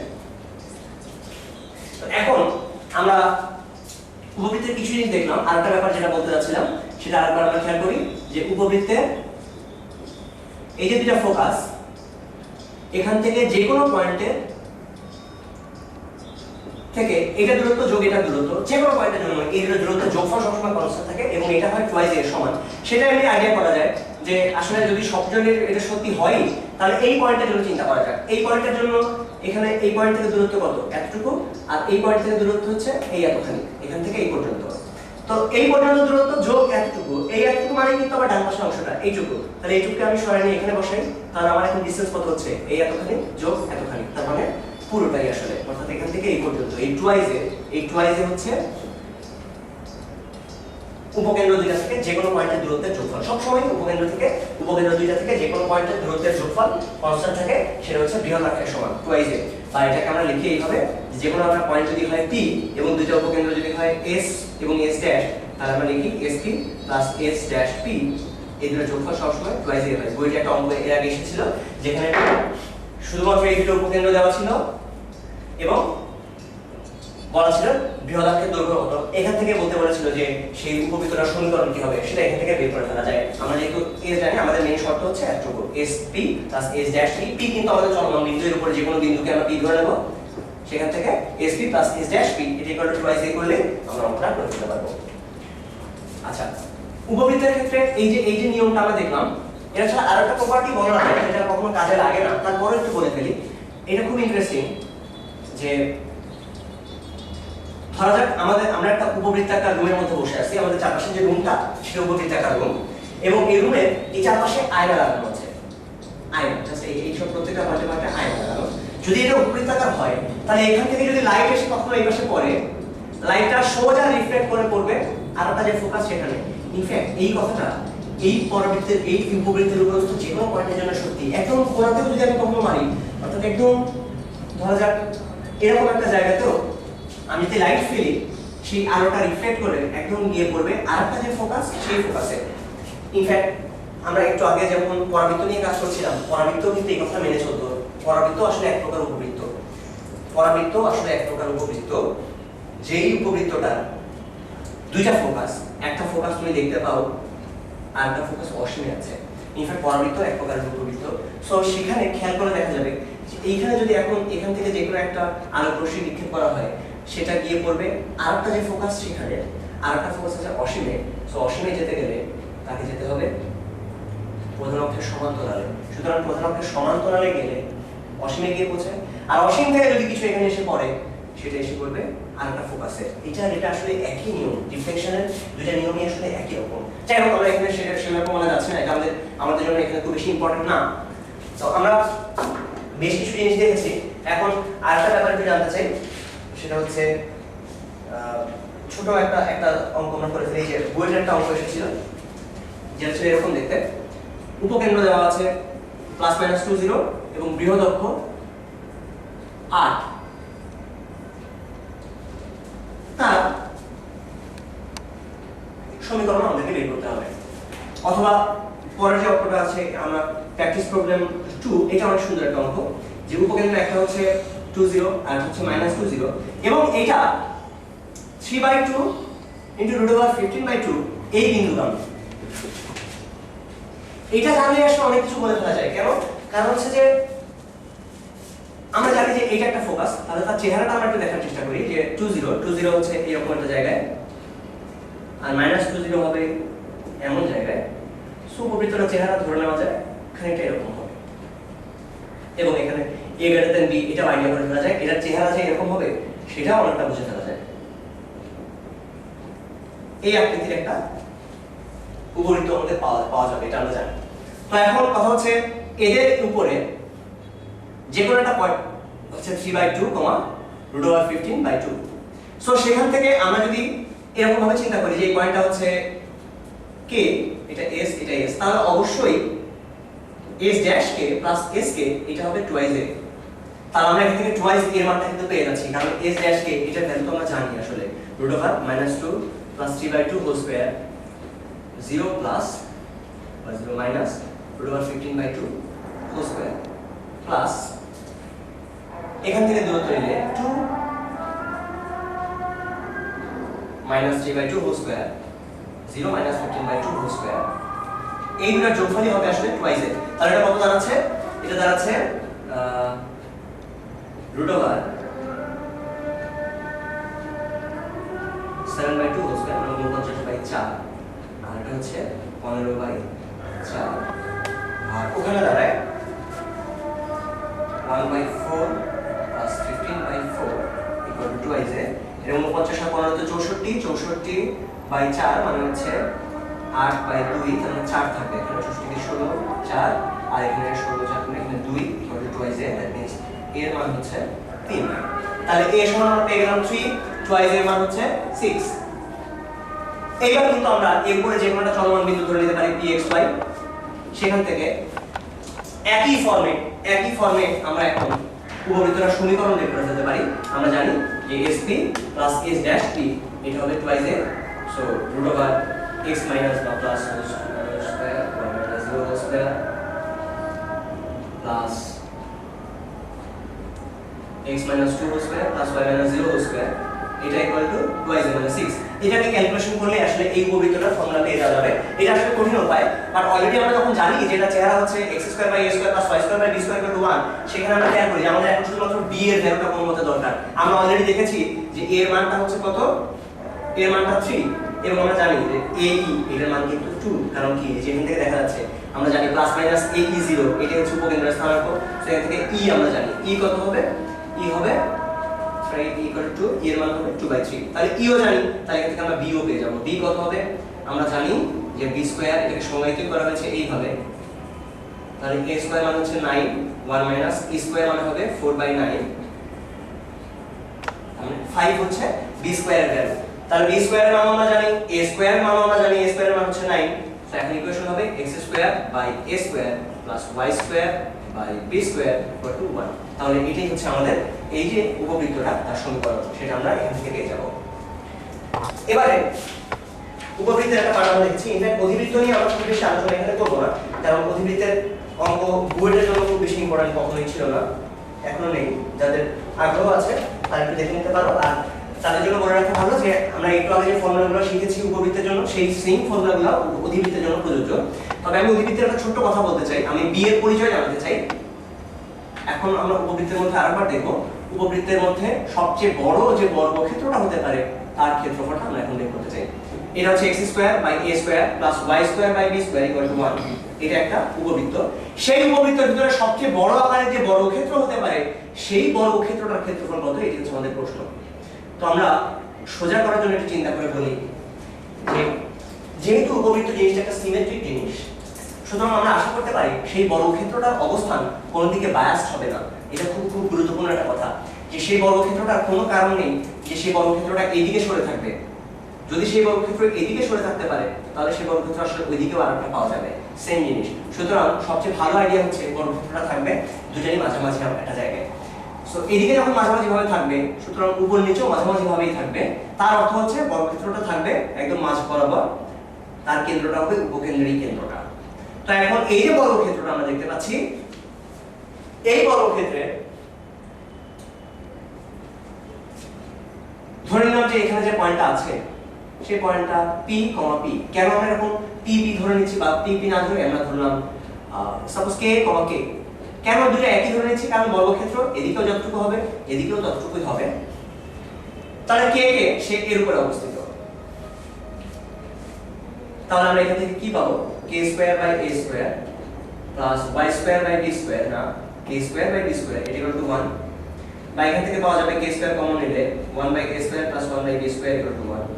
বা k স্কয়ারের যে মানটা পাওয়া যাবে সেটা কেমন হবে? a square b square by a square plus b square. এটা হচ্ছে কার মান? k স্কয়ারের মান। এখন কথা হচ্ছে এতটুকু তো k আর এতটুকু k, তাহলে এইটুকুর মান হলো k স্কয়ার। তাহলে পুরো বর্গের ক্ষেত্রফল হবে জাস্ট এটা 4 গুণ, ক্ষেত্রফল হবে 4k square, that means 4 into a square b square by a square plus b square. এটাই হচ্ছে এই পুরো বর্গক্ষেত্রটার ক্ষেত্রফল। এটা হচ্ছে একটা উপবৃত্তের মাঝখানে সবচেয়ে বড় যে বর্গক্ষেত্রটা হতে পারে তার ক্ষেত্রফলটা। এটা এর আগে বইটার একটা কোশ্চেনে ছিল। এই ছিল উপবৃত্তের কথাটুকু। এখন অধিবৃত্ত সম্পর্কে একটু বলতে চাই যে অধিবৃত্তের যে সমীকরণটা সেটা কি রকম দেখতে? x square by a square minus y square by b square equal to 1। এরকম যদি আকৃতি থাকে তখন সেই অধিবৃত্তটা দেখতে এরকম হয়। অধিবৃত্তের ক্ষেত্রে বৈশিষ্ট্যটা কি? অধিবৃত্তের ক্ষেত্রে বৈশিষ্ট্য হচ্ছে যে তখন e এর মানটা 1 এর থেকে বড় হবে। x square by a square minus y square by b square equal to 1 যদি হয় তখন ফর্মটা হচ্ছে এরকম, এবং সেখানেও উপবৃত্তের যে ফর্মগুলো ছিল তার চেহারাগুলো প্রায় একই রকম। এখানে প্লাস মাইনাস a e 0, আর উপবৃত্তের ক্ষেত্রে যদি এটা বি থেকে বড় ছোট হয় তখন কিন্তু একবার এদিকে হচ্ছিল একবার মুখটা এদিকে হচ্ছিল, বাট এবার আর সেটা হয় না। এবার যদি মুখ ঘোরাতে হয় তখন আমাদেরকে লিখতে হয় এইভাবে, এ আর বি এর মানের উপরে এখানে এদের মুখটা ঘুরে না, অর্থাৎ এরকম ভাবে আসছে এটা যে এরকম হয়ে যাবে সেটা এ আর বি এর মানের উপর ডিপেন্ড করে না।